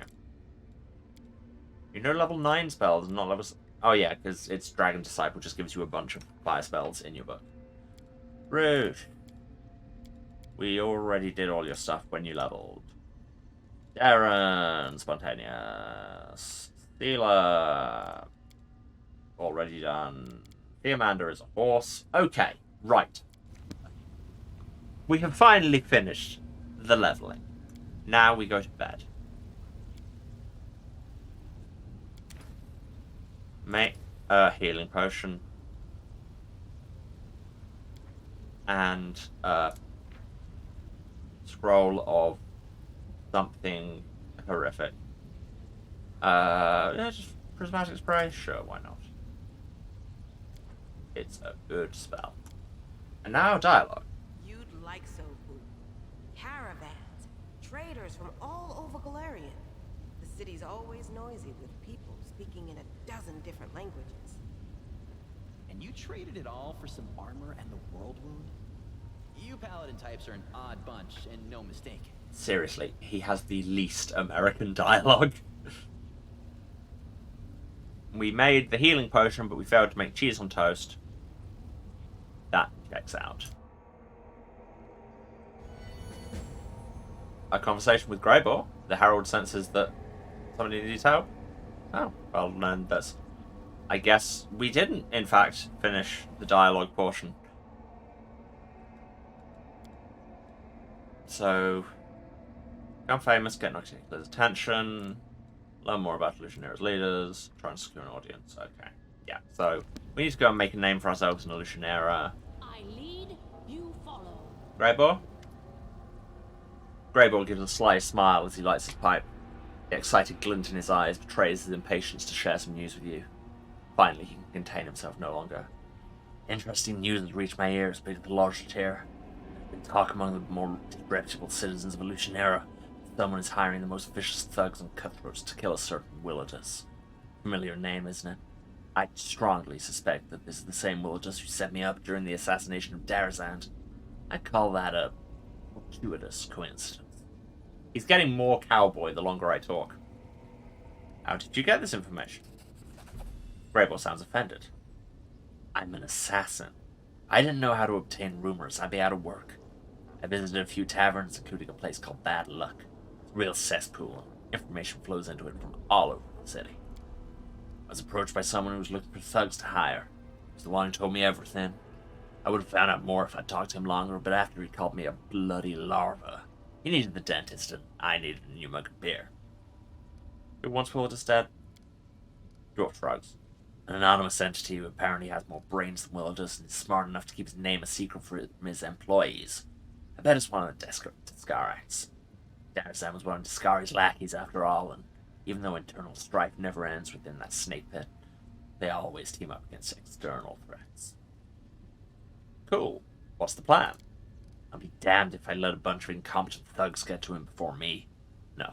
First, I must have a little chat with Willardus, and then they can do whatever they want with him.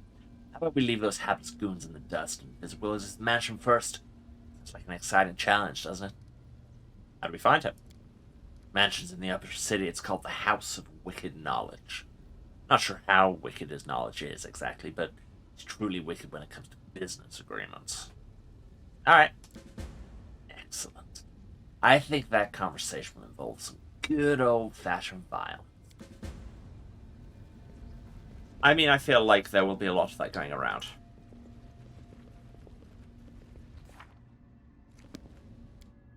I'm sure if anybody else wanted to talk to me, they would also leave a note in my journal. So can I still not use this portal? The portal key is, I'm guessing, different. Anyway, let's take people with me. Associate, sure. Also Lan. Also Nenio. Also, what do we need still? A tank. Sealer. These are all people we didn't take before. And what else do we need? Oh, a rogue. Webster? You're up. Okay, so talisman coins are different from these portal keys. Got it. Now everybody is there in full armor, just being like, what? What? Oh, okay, bye. Onwards. Oh, now Bismuth is here too. Neat. I did torch land, right? Yes, I did. Alright, now we actually go to Illusionera. It would be great if I could find somewhere to sell all this crap, because I have so much crap.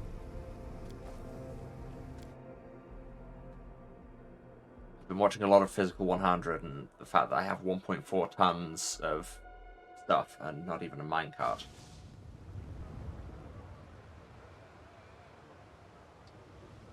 It's graceful. Battles await. I'm seeing Guardian. Oh, he's always nearby should the commander start losing a battle. The Herald will come to his aid. Neat.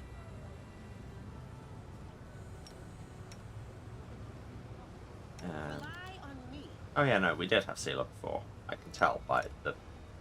because the Amanda was there, and I very much doubt he would have come on his own. What's this say? Judging by the surroundings, these are the slums of Illusionera, Nocticula's capital city. The abode of beggars and vagabonds. It's impossible to descend any further except into the waters of the ocean itself, where the bodies of the unfortunate are dumped. Weirdly classist, but okay. Is that the demons or the narrator? Yes.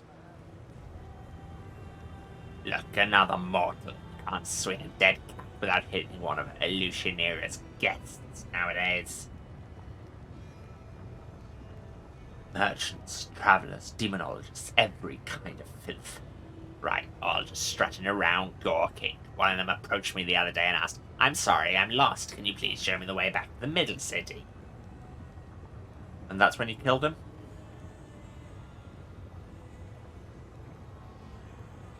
Punchline? Well, so I did. Show him. You've got some nerve. If the guard caught you, they would have torn your head off. You're a band messing with the deaths.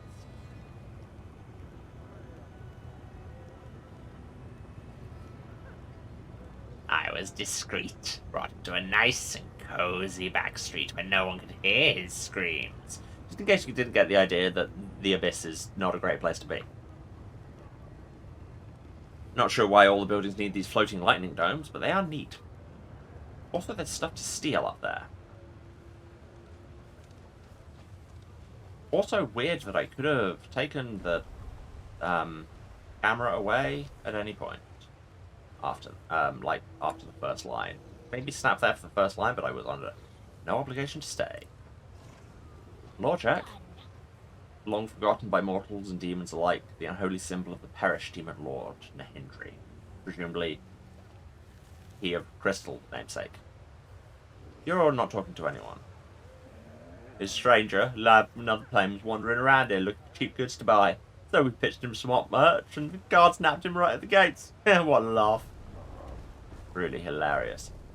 These buildings are moving more than I would like. Let's go down here to the port. Where it'll probably be all, hey, do you mean you want to play the Treasure of the Midnight Hours expansion? And I'll say no, because apparently it messes with your level progression, and probably isn't the best streaming experience.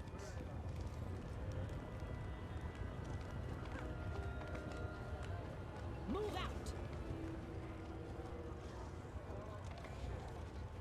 Or maybe not.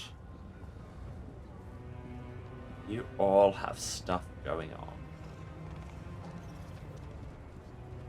You, on the other hand, are just kind of chilling. Anything to say?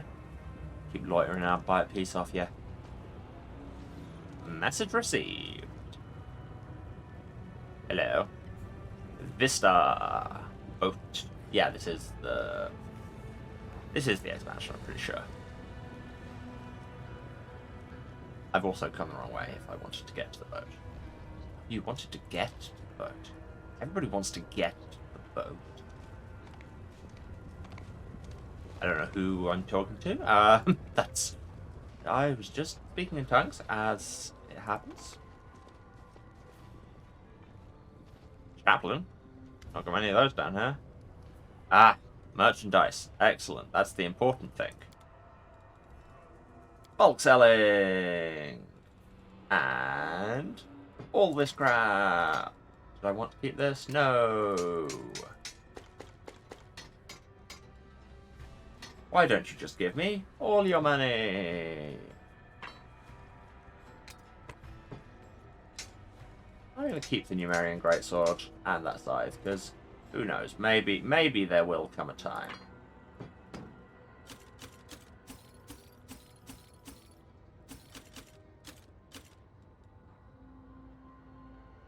Mantle of Night. I don't remember if I have any stealth people who use armor. I'm going to hang on to it. I should have looked, but hey. We already have better stuff than that. Can't throw away Darren's gift. Oh, I should check those for Regal. Did I bring Regal? Oh, you can access everyone now. Regal, what braces are you using? Heavy hand. Oh, no, that's good. Just do more damage with the offhand side. Oh, well, Dom braces away. Braces of dominance. I think they're called handcuffs.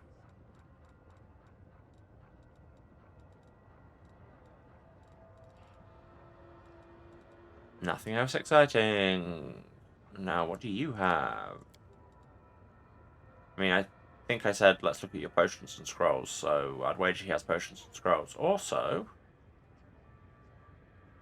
much better alchemy kit. Right, what do I have at the minute? I have a 4. Let's have an alchemy kit 6, although I don't think anybody can use that. I don't know this recipe for acorn pie.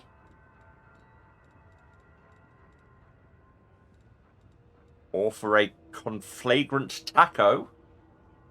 I don't want a blazing taco. That sounds painful.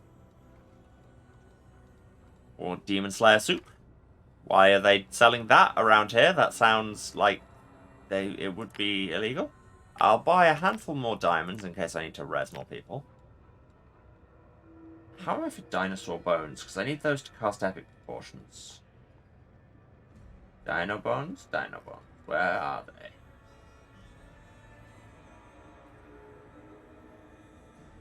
I have 39 of them. Yeah, that's alright. Any other lucky hand sandwich? Won't inquire any further. Mind cleansing tea. How clean are we looking? Because I feel like it's possible to have your mind be too cleansed by tea. A screaming omelette. Also sounds bad. Oh, do I have a scroll scribe kit 8? Really don't think I do. No, that's a 7. And I'll sell you the 7. And in fact, the alchemy kit as well. Sour gut broth. Sounds awful. Spicy pastry. Sounds very nice. Okay, well, cool. I'm still coming out 40 grand better off. Love that for me. And now I learn all these recipes.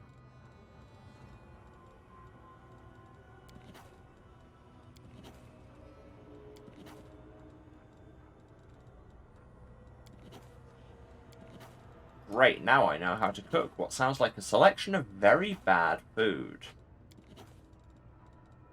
And we're only holding £600 rather than 14,000. Or whatever it was, it might have been 1.4 thousand. You had other things. What regular equipment do you have? Yeah, this equipment does look very regular and uninteresting.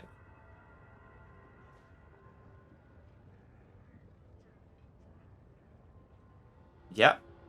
Yep, that's boring armor. Good job. And cleric stuff. Oh no, that's just, yeah, buying scrolls and stuff. Which we could already see by clicking the bit that said buy scrolls. Okay, so yeah, talking to the helmsman will send us back. Hello, treasure. Have you mustered up the courage to go hunting for riches after all? No. Suit your... Goodbye. Yeah, so we will not be going there because, as I've explained, it will. I've heard it tends to leave you overleveled and make the rest of the game less fun, and also it, like, yeah, doesn't sound like it would be the best thing to stream. But anyway, we're gonna actually move on into Illusionera after a short break. As ever, self-care things, go do them. Get up, move around, have a drink, have a snack, take your meds if you need to. This is your reminder. And yeah, let the ads run, and while you go and consider a new city to explore. And I will see you again in a few minutes. Bye. And we're back. Hello again, everyone. Welcome back to Scenic Illusionera, here in what I must once again remind you is technically not hell. This is the place where the people who think hell is for nerds live. And this is where the DLC is, and I'm leaving. I also now have Honey 11 because Greyball happened.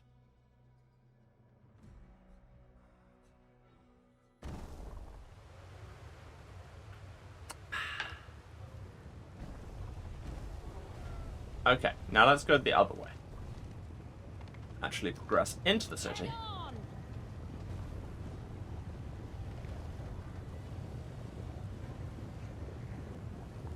And watch this fight. Finding your way around Illusionera. In this strange abyssal realm, the space itself sometimes behaves in weird unexpected ways. By turning the camera, you can change the city itself around you. Hate that.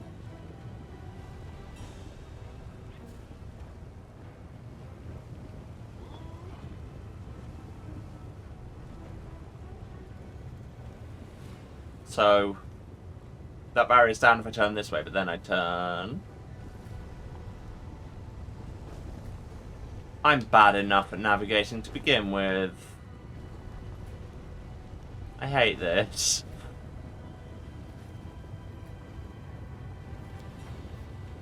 Also, there's loot up there, so there must be a way to get to it.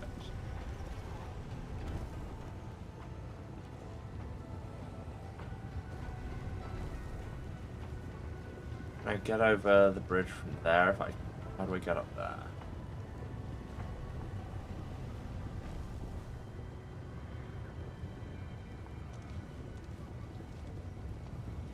There's stuff down here I can just nick.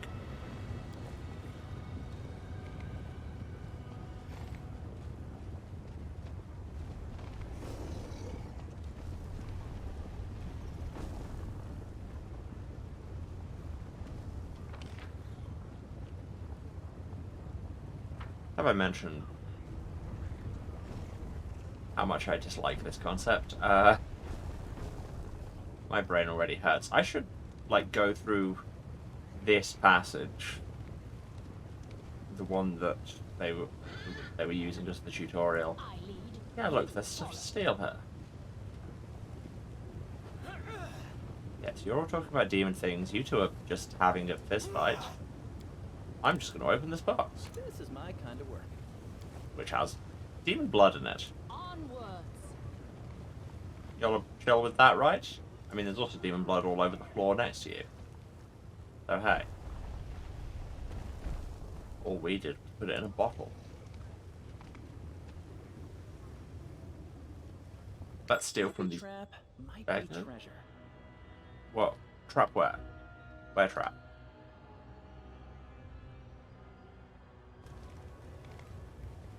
Was it on the thing? I can't see this trap. Don't mind me.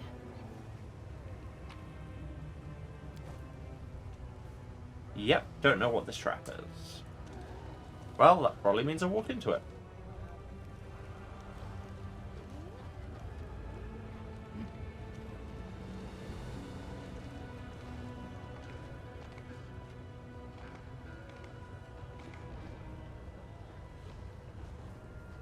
I don't love this whole camera control changes the level deal on account of the camera is finicky enough in this game to begin with. Hello, you are people with names. Sarah and Sorges. And then I clip through you. The sound of your footsteps startles the demon and she gives you a baleful look. You have disturbed me, mortal. Why have you broken my solitude? On second thought, save your answers. Your reasons do not interest me. A boy of about 12 stands next to her. The boy examines his wrists, which are covered in strange round scars that look like they may have come from suction cuts. His inflamed skin, burning eyes, and general appearance suggest that demon blood runs through his veins. He lifts his gaze and gives you a long, sad look. Cool, tell me your story. I am Zara the Grim Mortal Worm, the most skillful explorer of the dark depths of Ishia. I learned from Master Willidus himself, the trusted mage of Our Lady in Shadow. One day I would surpass my master's skill and take his place. Everyone knows this, including Willidus himself. So, next time you dare to address me, do so with respect if you'd like your head to remain on your shoulders. Let's not insult her. What are you up to? I'm listening to the ocean. I'm waiting for this worthless whelp to recover enough strength to plunge back into Ishia's depth. What a shame that I can't walk its paths myself. How ironic that the most coveted mysteries are revealed to the most pitiful of creatures. Mortal. What's the boy's deal? The demon gives an arrogant snort. Sorges is my son, the best of my offspring. He's helpful and obedient, which is the only reason I condescend to take care of this wretched creature. You right, kid? The boy flinches as you speak to him. He looks at you with amazement, perhaps even fear. Then his eyes dart to the demon. Mother, may I speak to her? The demon's voice holds suspicion and anger. Don't speak to the boy. What do you want with him? You plotting to steal him away? Be warned, if you lay a finger on him, you'll regret it. Okay, no, I'm not pressing Chaos button when Chaos button is Steal Child.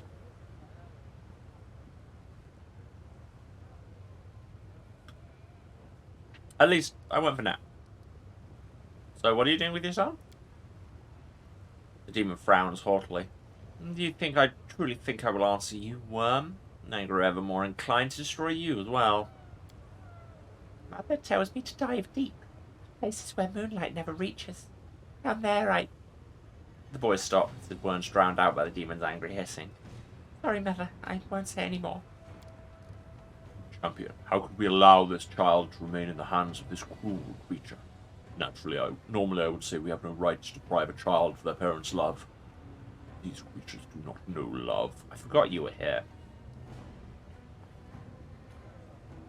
What do you want, Sorges, as I'm pronouncing it apparently? What would I want? In the depths, nobody knows this word. Want.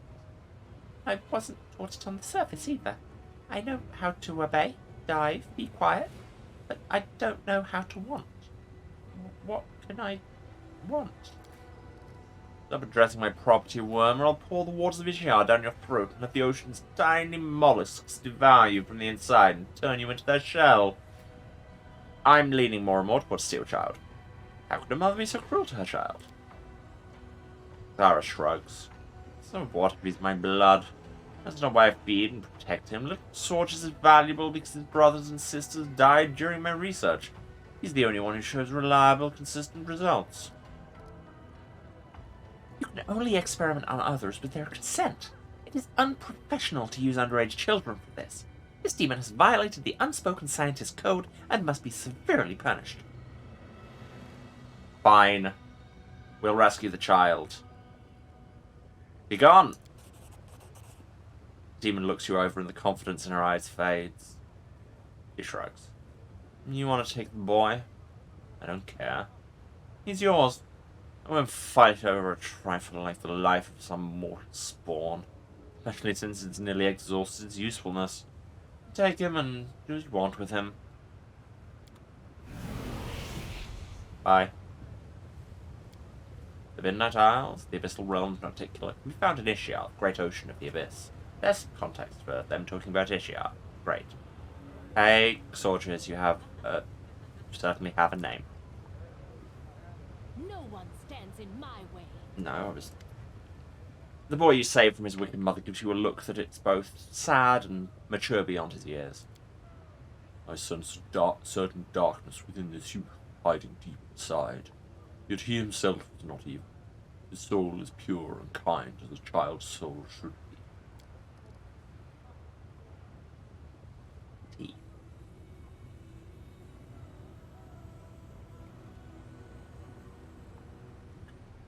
The boy's silent, focused, as if he too heard the voice of the hand, and he suddenly responds. Does this spirit speak the truth? Is there really darkness inside me? But how can I carry evil in me yet not be evil? His gaze pierces you as if he wants to say something else, but reconsiders at the last moment. You can see that angel? Yes. He glows, and he is not evil. I think I like him, but I feel there isn't a reconcilable conflict between us. It is unfortunate. So, this child can hear and see. He's not evil, nor is he a sorcerer, a mage, or a wizard. He wields no spells that could reveal the unseen, and carries no such spells cast by someone else. He just sees. What powers does this youth possess? I mean, I thought you said you would be invisible to denizens of the Abyss who are sworn to evil. So if he's not both of those things, it makes sense.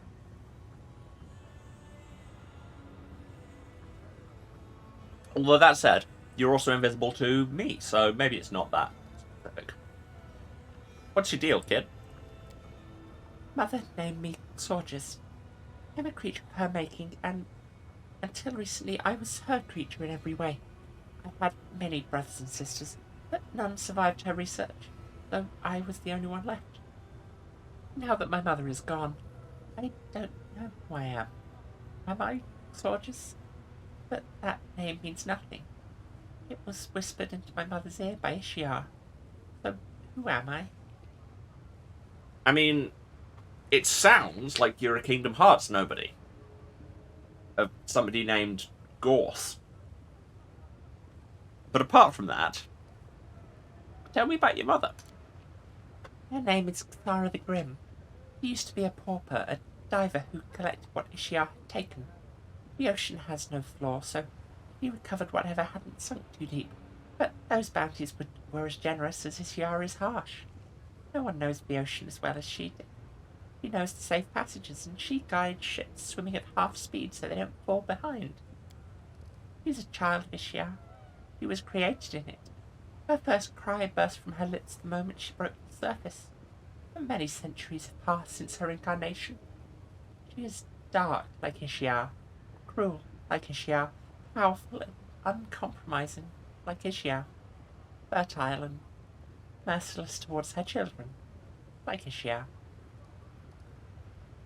Tell me of these experiments. Relive your trauma for me. I'm too young, and I don't know enough to judge them. He'd go to the shore, to Ishiar. He'd feed me potions, then force me to dive deeper and deeper each time. By the time I was 8, I dived so deep the water pressed on me from all sides and my body no longer wanted to ascend. I had to stay there as long as I could. Then I'd come up, my nose bleeding, and sometimes my mouth and ears swelling, even my eyes. The next day, Mother would make me drink a different potion, then send me down again. It's so dark down there. I feel the touch of strange, dark thing. Sometimes their vibrations reach me as if they were communicating with me. On those days I vomited black slime. I tried to hear their voices, but I never had enough time. Mother would be furious, beat me, brew a new potion, and make me dive deeper, stay longer. The last time I spent 7 hours in the water. There were so many vibrations they enveloped me. I then realized I'm neither food nor an enemy, though I have the blood of the enemy in my veins. What does it mean? I don't understand. It was a little boring, so I imagined I was a giant octopus floating in the deep, waiting for prey. I'm afraid no one else would tell you more about me because you angered my mother, and she was vindictive. A remarkable discovery. Pity I cannot include it in my encyclopedia, as your mother obtained this knowledge in violation of professional ethics. I recommend that you visit any research institute in Absalom and demand lifelong compensation in exchange for this information. Send me a letter if you want me to vouch for you. It's weird that Nenio feels so strongly about professional ethics. I feel like they've violated quite a few ethical principles, like, every day.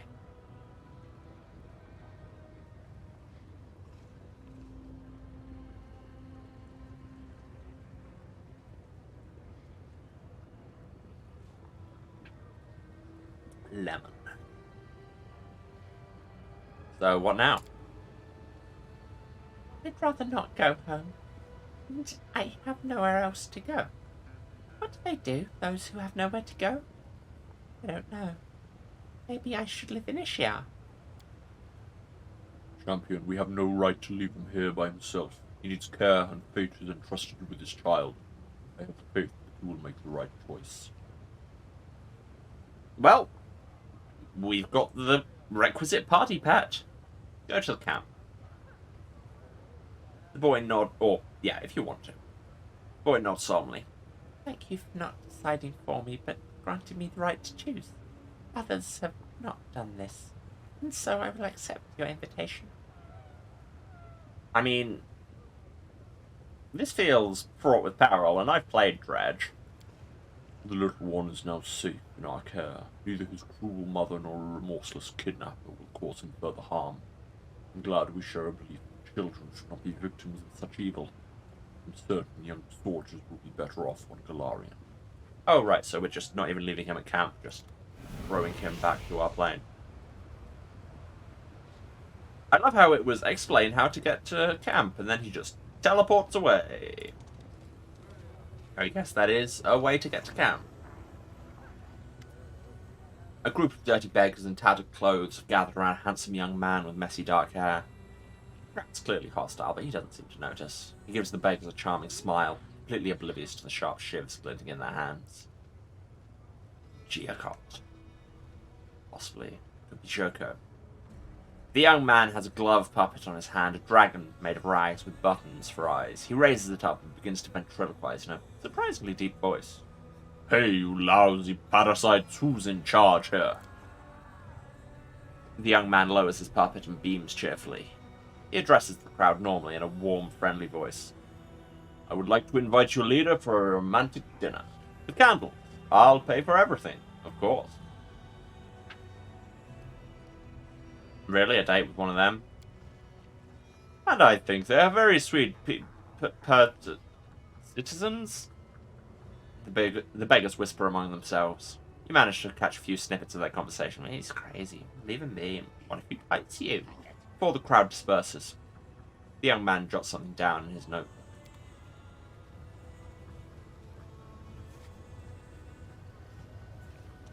Alright.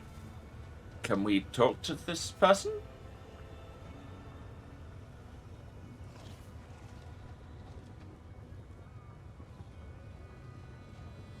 No? Okay, that was... weird.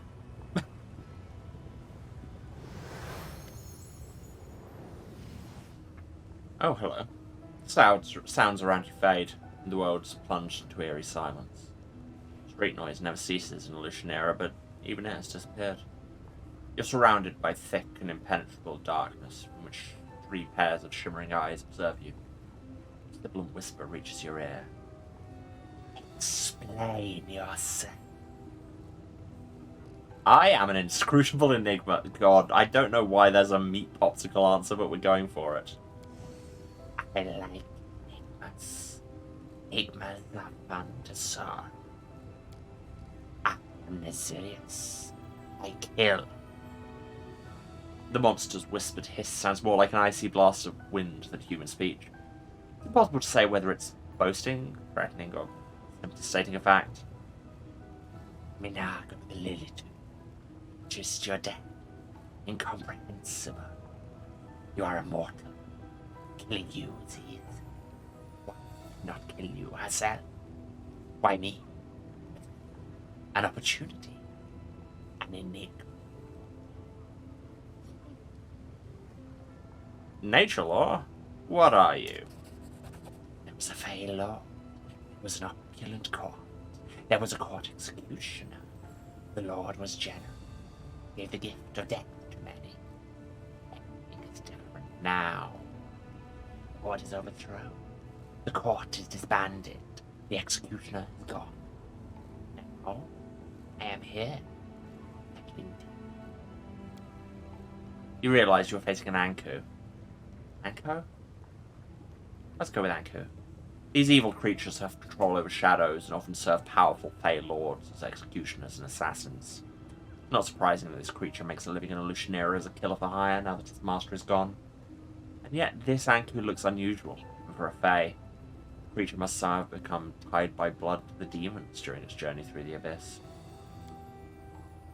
Before us is a representative of the Fey class, genus Anku, born predator. Just look at these sharp teeth and claws, the latter of which contains traces of cold iron. It is unknown whether this is a genetic mutation or an artificial transformation during the individual's lifetime. Mr. Anku, would you be so kind as to submit one of your claws for scientific analysis? A piece of friendly advice. Pipe down while you're still alive.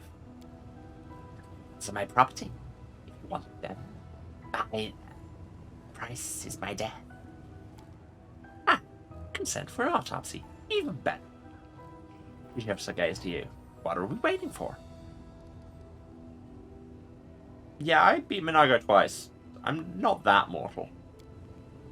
Clearer now. Even more perplexing.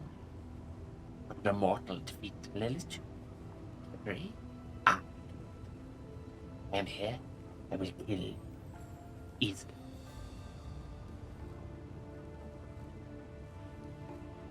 This is not a fight you're going to win. Minago is afraid. Why? Something is wrong. The monster lapses into puzzled silence. Minago is not a lord, just a clan. The ill can be terminated. Ill. Reputation. A cheated customer means a ruined reputation. Kill Minago.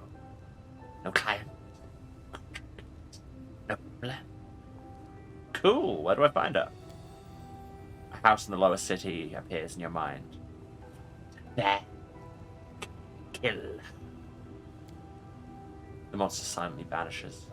Your ears are once again filled by the ceaseless din of Illusionera streets. Okay, we didn't get to do an autopsy. Sorry, Nanyo. Next autopsy we get consent for. with there. Again, what trap? Where trap? Oh, up there trap. I don't even know how to get up there. Probably some trick involving the camera.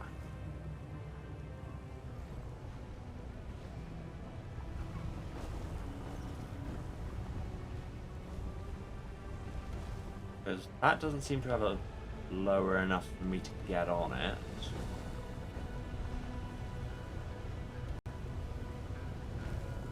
Yeah.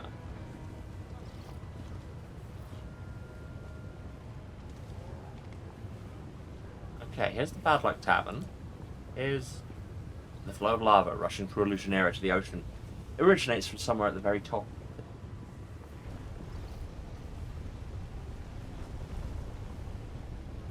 Yeah, I do not care for this mechanic.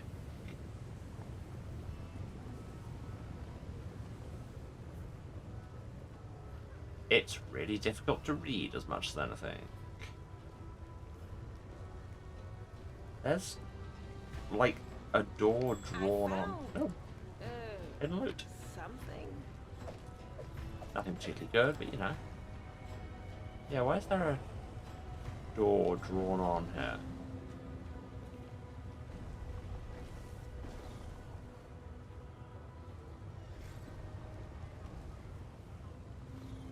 No, I thought it might be a door that only activates in one direction. I mean, I can get onto this rooftop, but that's how I got up here. Will this elevate? Bismuth is having a whole moment. It will not. Okay, so I don't seem to have anywhere I can really get to other than the bad luck. So I guess I'll do that. My tail is twitching. Yes, Must be a sign. there are traps on the rooftops. We've covered this. I'm aware. Yeah, maybe we need to go through the tavern to get onto the roofs or something.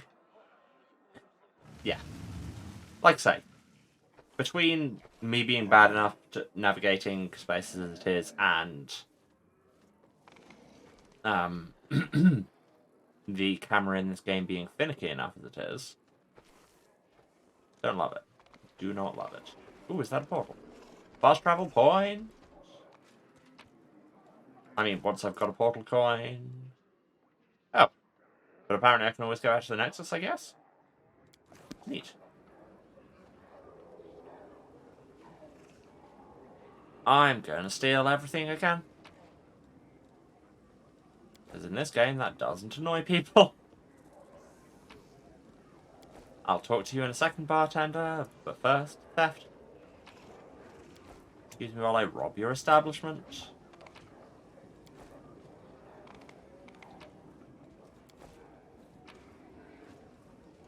Do I want this book? Do I want your ledger? I don't care. A familiar face? This halfling, with his horribly burned face and crimson whiteless eyes, looks strangely familiar. After a moment's recollection, you remember his features. This is the sobbing man who stumbled into a nest of Vescabors and lost his sight as a result. I remember that guy. A long time ago. Lucky for him, you arrived just in time to put him out of that ditch. Only for him to end up in a even more dangerous and sinister place. Who even are you? The halfling scans you suspiciously with his terrifying red eyes. He speaks in a silken voice while his hand carefully hides under his clothes, where undoubtedly a weapon's hidden. The name's Sam Crow. And just who are you? I saved you from bugs. For a few seconds, the halfling is silent, stunned, then exclaims in excitement. From one eerie eye, a single bloody tear appears, out of sheer emotion, perhaps.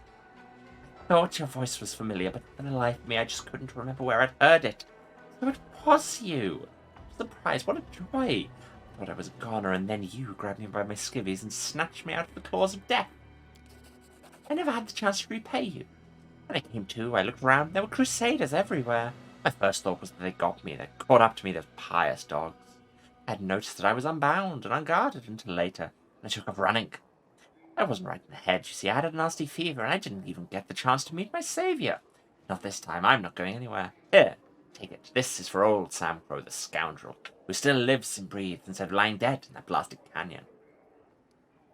Stop with your eyes. The halfling grunts grimly.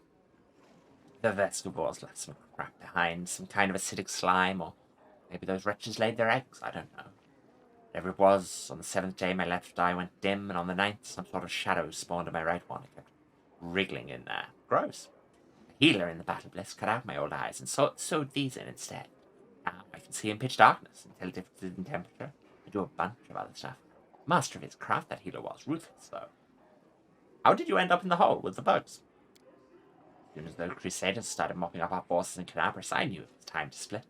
Then Eagle-Watch interrogators snooping around everywhere asking questions. Just how did Baphomet cultists get into the city with such ease before the attack?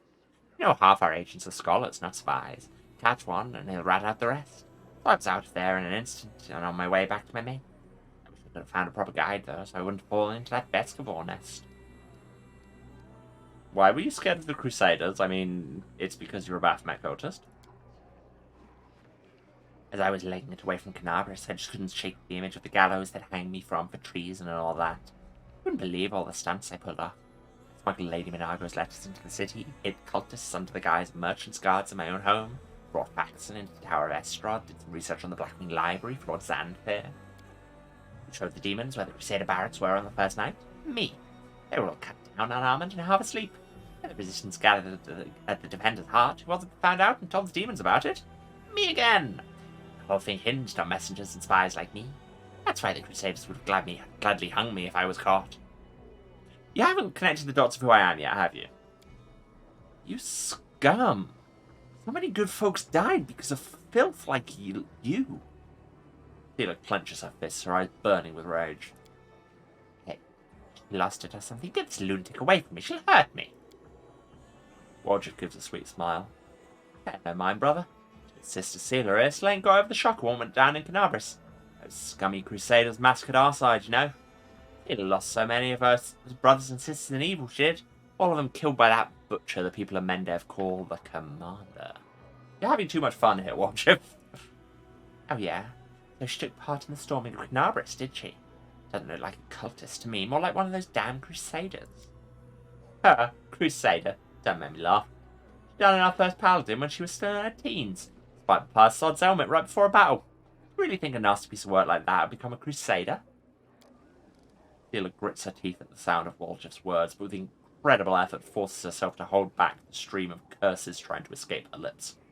She simply gives a grim nod, staring daggers at both the halfling and the tiefling in turn. All the flings. Why work for the demons? All for wizardly knowledge. I've always been curious to a fault, especially when it comes to magic. Once I was allowed wizard's books, there was no stopping me. So I met a guy who let me read a whole bunch of banned books. It wasn't until later that I found out he was an apprentice of Xanthir, the Plagued One himself. Now, that one knows a lot. So I asked to be the Plagued One's apprentice too. That's how I chose my side. And then your eyes were eaten by bugs. Tell me how that works out. Why are you in the abyss? The halfling gives you a sly smile, which looks rather creepy with his red eyes. Same thing you are. Hiding. You're one of us Baphomet's agents too, right? Why else would you hole up in this dump with me instead of fighting over on Galarian? Have a keen eye. And smells a fellow cultist from a mile away. Sapcrow grins smugly, clearly proud of his own insight. I'll be going now. You take care now, and remember, this is no Galarian. Things are rougher here. Yeah, well, we may kill you yet. Let's talk to the barkeep first. A wrinkled demon with broken fangs and a missing eye stands before you. The eye socket's occupied by a large, squirming, multi-legged insect. Gross, yet it seems not to cause the demon any discomfort. He greets you with venom in his tone. Welcome to the bad luck. I'm Burgas the innkeeper. Our establishment upholds a high standard of service, and it's better to eat and drink here instead of a ditch. Sleep here at your own risk. Drown the rest of your life in cheap swill, or purchase goods of the highest quality in dubious origin. Upon giving your entourage an appraising look, the demon adds in a silken voice. Accept payment in gold and slaves. Dirty floor, terrible booze, a clientele of scoundrels, each one more dreadful than the last, and an innkeeper who's a crook and probably a creep. The perfect venue to celebrate our arrival in this god's-forsaken place. Who wants to keep me company and maybe even entertain the other patrons with a few crusader songs? I doubt they've done it before. You can count on me. We do not abandon our own. Let's find out what the locals here use to drown their sorrows. Surely it can't taste any worse than that mongrel liquor made from venomous spiders. Yeah, be cool, Zila. Where can I find Nocticular? The demon goggles, then bursts into deafening laughter. Tiny bugs fly out of his maw. Wipe away bloody tears, giggling, he grabs a particularly nimble insect and tosses it back down his gullet. Find her in the palace, mortal. Thing is, she won't see just anyone. The person who had the nerve to show up uninvited now lives in the catacombs, and everyone calls him Scrap. Guess why? Or who you think you are? You will not be allowed on her doorstep unless she invites you herself. To receive an invitation from Nocticular, you've got to be an influential and renowned figure in Lucianera. Or you could do something to piss her off. Sometimes those two things are one and the same. How do I earn this invitation? The demon shrugs. The chances are slim. You're cocky, so you could try the gladiator fights in Battle Bliss. Everybody loves a good butcher. The dirtier and bloodier you fight, the more respect you'll earn. Only fools fight fair, so you must prove you know the ways of the fighter's craft. Proud to love you if you torment the loser before finishing them off. Freak, squeal, beg for death. And then you can count on having the fight of your life. You're facing a Hindrian League champion. Death will be a symphony of suffering the audience will forever remember. Most can only dream of such a fate. You can cozy up to someone in the upper city. The more influential you patron, the more respect you'll be shown. Remember that in Lucianera, only the most skilled predators make it to the top, like Lady Valexia. More often than not, their offer of friendship is an introduction to their intrigues. They'll get into your head, twist your thoughts, make you hate yourself, make you destroy everything you ever loved with your own hands. That's their idea of fun. You know how to, shall we say, solve problems. Try to get under Shamira's wing. She presides over the harem of ardent dreams in the middle city, and rules Lucianera. Lady Nocticular does not stoop to such trifles as herself. Command in this city is dirty, bloody work. Shamir is always in need of capable assistance, since she changes them as soon as they start to reek of her dark deeds. Walk through the slums. When you see they're trying to climb higher, fell into a trap. Plenty of warnings in their incoherent ramblings. Are there more rumors? The demon pours a shot of liquor that smells of blood and bitter ash. No problem. Have a drink and we'll talk. 500 gold. Alright. The demon observes your face with obvious interest. The liquor stings and fills your mouth with the foul taste of salt and rotten fish. Are there many folks from Galarian here? Quite a few, but most of them wear special accessories. The demon draws an imaginary circle around his neck. Slaves is what I mean. Or me, sometimes. You get some free ones from time to time. Some, as a rule, no type can survive amongst demons. European, gnomes, common cider. Some come of their own free will looking for adventure. Others are slaves. A lot of slaves, actually. Gnomes are fun. Everyone in Lucianera knows that. You can talk gnome into all kinds of crazy stuff, especially if they already have a strand or two of white hair on their heads. Have you heard of Willidus? Of course, that's the name of the demon who serves us. We say Nocticula's court mage. The name has come up a few times recently because the innkeeper's voice drops to a low, conspiratorial tone. They say Disgari's servants sent assassins after him. He rubbed the locusts the wrong way, and now he's holed up in his palace, which is turned into a fortress. You have interesting takes. Tell me of the city. In short, there's no order in this city. There never has been, and there never will be. There are no laws here. We demons spit on laws. The only law here is might makes right. Take everything you can and give away anything you can't protect. Obey those stronger than you and maybe they'll devour someone else. So you're saying we can just kill this guy? Everyone does what Nocticula says. She's split Lucianera into 3 quarters. The lower city, the middle city, and the upper city. The elites live comfortable lives above, the fools and losers rot below, and everyone else sits in the middle and dreams of climbing up, though they mostly fall. Each quarter is walled so that no one goes anywhere they shouldn't. Guards watch the gates. Although in truth, the guards are just a bunch of the most vicious and violent demons who carry out Nachakila's commands. Someone cuts you down in front of them, they won't interfere unless she orders them to. Then again, if they decide to bash someone's head in, they won't concern themselves with it. The only reason they might chase you away is if they want to loot the corpse themselves. The important thing is, don't kill anyone in front of a crowd. Don't bother guests from other planes. Nachakiela has her reasons. Trying to turn a Lucianaire into the interplanar bazaar of the abyss. And as you walk around Lucianaire, keep track of the time. Oh, not in some tiresome, don't waste your time sense. Watch the time as if you're in a jungle. A predator was lurking in the brush. He might pounce on you and freeze you in place. Seen in days, months, even years. You wouldn't notice any changes, and everyone around you would grow old and forget about you. In the abyss, time is a fickle, unruly thing. Tell me of this area. The demon points to a bottle of liquor. Marginal Lucianaire is this bottle. The lower city is the bottom. The explanation is quite apt, as the bottom of the bottle is coated with foul-looking scum, and a dead insect with two fanged mouths is stuck to it.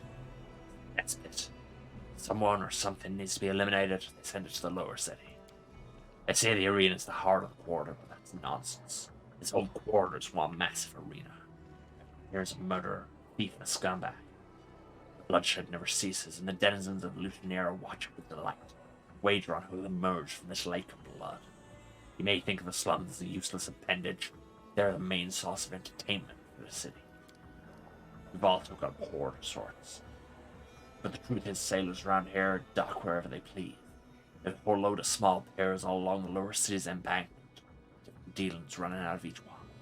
For instance, a ship made of bones started mooring down there not so long ago, where it has its helmsman's looking for a crew to go hunt for treasure. Buy if that interests you. Look at the strange marking on the wall by the entrance. And the other quarters? The middle city is all about trade. 10,000 delights offer sex. Flesh markets stealing slaves and weapons. The mercenaries and assassins sell the death of enemies. The most successful business person of all is Chimera, with the harem of ardent dreams. Her merchandise is Nocticula's favor, and the favor of the powers that be. The upper city is for those who already have everything, have no use for trade. Imagine if you were a creature of divine power that could live in complete comfort, free of almost all limits. That's the kind who dwell in the upper city. You'd be wise to stay away from them. In the lower city, they'll just kill you and defile your corpse. In the upper city, they'll pull your soul out through your nostrils with a red-hot needle, cook it into a stew, and force you to eat it and wash it down with a cocktail made from your eyes and marrow. Gross. One last thing, mortal. You must have noticed that the Lucianaire was not built for your kind. It'd be easy for you to get lost in our streets and die an inglorious death if you don't know how to fly or teleport. Why should I want you to die while you're still drinking? Take this. If you lose your way, take it to any arch, and it'll transport you here. Nocticula's idea. To aid guests from other planes such as yourself. Well, that was a lot of information. Delivered in a wildly wandering accent. Okay, so it's getting the coin from the place. Like, they're not usable currency. It just adds that point to your fast travel network. Show me your wares. The demon kicks open a large chest filled to the brim with all sorts of things. There are weapons, bloody clothing. It seems these items once belonged to visitors from many different worlds. Here you are. Have your gold ready? I don't offer credit. The demon's voice drops to a whisper. By the way, I have something unique I can offer only to you. An Hindrian crystal. It holds incredible power. Something you can offer only to me. Sounds like a scam. The demon smiles venomously. It could be a fake. Or it could be the best deal of your life. But one way to find out, eh? Indeed. So yes, the thing... this is the thing Sam Crow gave me. As a delayed thanks for saving his life. +5, flaming burst, flaming, +2 bonus on attack roll and cast level for all evocation spells. So what you're saying is this is for Ember immediately. Got it. Sell all crap. Probably more crap I could sell, but that would take time and thought. Oh, these are the... yeah. These are my teleport coins. Don't sell them. What do you have? A quote-unquote Nahindrian crystal. Gives you +1 on Knowledge World. Because you've learnt after being scammed. No. No, thank you. No, there is in fact nothing I want. Okay, and now I'm going to save. Because, you know. And now I'm going to kill this guy. Oh, you're an Eagle Watch hound. Did that bitch Irabeth send you after me? Hell, the bounty hunters are crawling all over the abyss now. Yet another obstacle. Is that going to aggro everybody in town? No? Just this guy? Well, dead.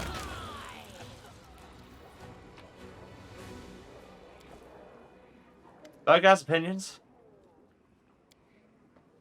Nope. Okay.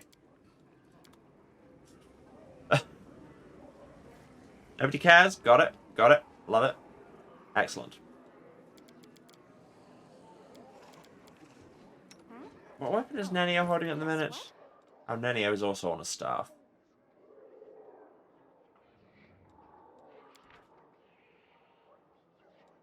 Yeah, one with more spell piercing. Yeah, Ember should take the other staff because it's not like her unarmed attacks work. Alright. I guess there was nothing else to do in here. Red Mask, you have a name. Got lost. Not looking for drinking companions. Alright. As you were. Something over there. And here's a trap. And here are slaves. There's so many exits. Whip drip. Whip drip. Ask nicely. I'm losing my My Whip temper. drip. is restless. So don't go in that room until you've disarmed this one.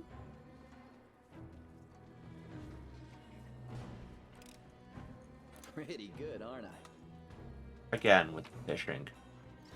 Prismatic Ring allows us to cast an improved version of Prismatic Spray once per day as a 17th level wizard. Can recharge it by feeding it spell slots. That's really good. That's better than Ring of Protection +2. The best protection is just killing them.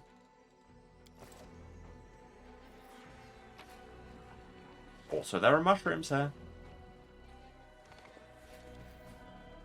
And a box.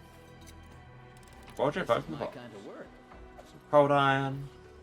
Got some vendor trash. Got some deeply meh weapons. Okay, so there's 3 exits from this place.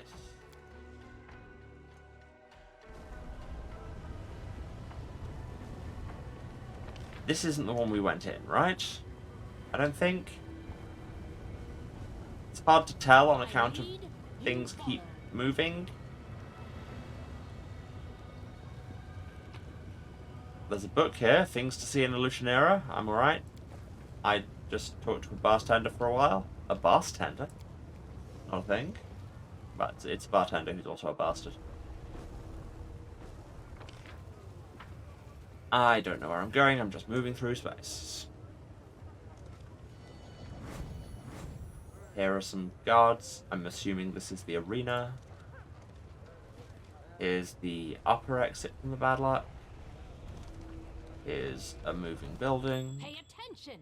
We've detected a trap somewhere. Wow, you've got very good eyes, Bigitha. From where you are, you shouldn't be able to spot the rooftop, let alone a trap on it. Lots of slaves. Onwards. Hello, you okay? No?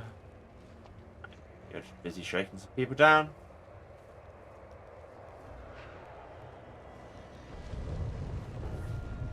Oh, here's a portal. But we don't have the coin to get back here. Okay, so that's the arena.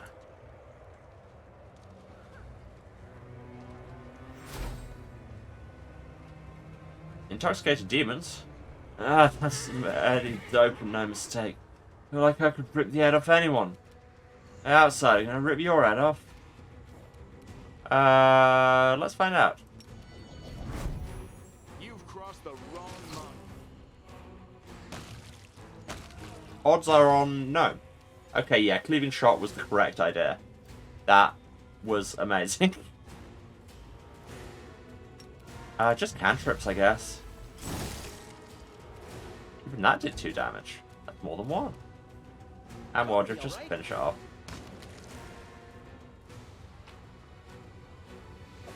Armor +2, ring of protection +2. The Deadeye. Composite longbow, +4 axiomatic. Composite longbow. First hitting a round against an enemy more than 30 feet away, they get -2 AC for 2 rounds. It's good, but is it better than whatever land's got at the minute? Possibly a Richelet.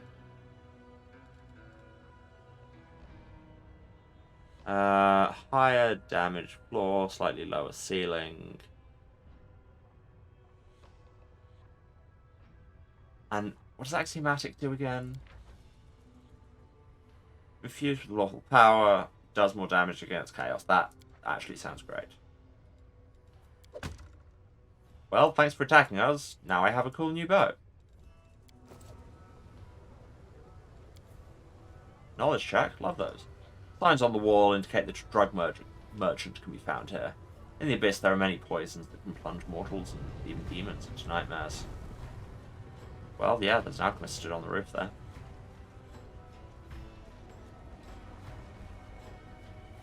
Of course, we can't go into the drug shop. Or possibly we could, but only if we were looking in a different direction. It's hard to say.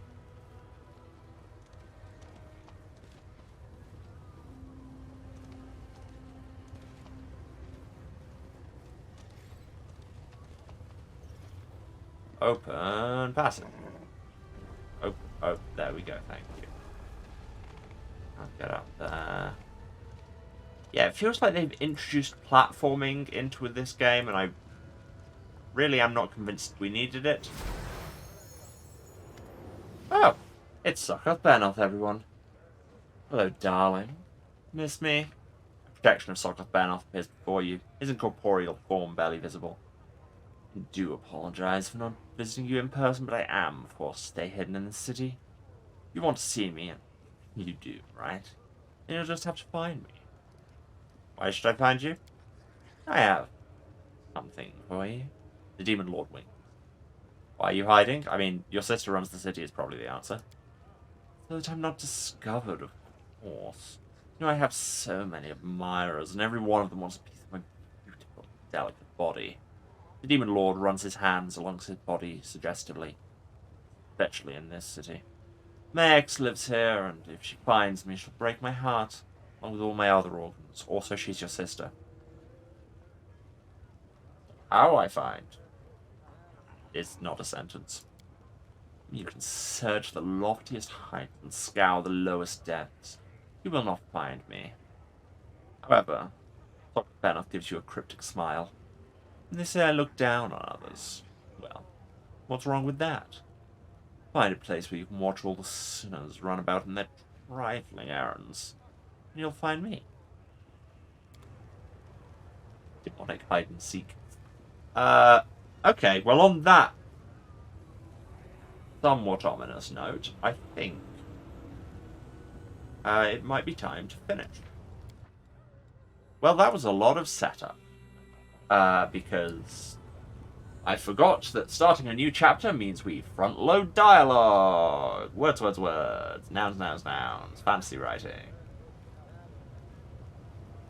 But hey, it's good to be back, and it's good to be doing something new on this. But I think it's just time for the regular wrap-up. Thanks for watching. Thanks if you stayed to the end. Genuinely means a lot. If you've been watching this, you know where to find me. Just in case, twitch.tv/Saracent, that's SERASENT, the House of Hubris. Streaming every Tuesday, Thursday, and Saturday at 2 PM British time. That is 9 AM Eastern, 6 Pacific. Other time zones are available, but you'll have to do the maths yourself. Or just give us a follow and find out whenever I'm around that way. Also, if you do miss anything, VODs are on Twitch after the fact, or there's the YouTube, youtube.com/@HouseOfHubris, where you can find everything going back to the very start of the channel. That's over 3 years of stuff. We played a lot of games. Check them out. While you're there, why not subscribe? Get hot, fresh VODs in your subscription feed every Tuesday, Thursday, and Saturday.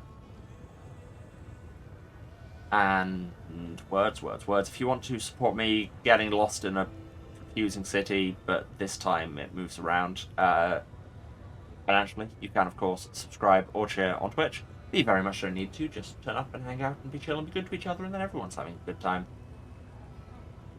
If you want to find me elsewhere, links again all down here, or it's House of Hubris pretty much anywhere, at House of Hubris on Twitter, at House of Hubris, at kind.social on Masto, at houseofhubris.bsky.social on Blue Sky, where I do all of the social media things. I think that's about it. So, yeah, check those socials out, check me out. I'm easy to Google, nobody else has this name. A few other people have this name. And yeah, I will be back on Thursday, when we will maybe accomplish something, or maybe watch walls slide back and forth for 3 hours. Alright. Love to you all. Take care of yourselves out there, and see you then. Bye.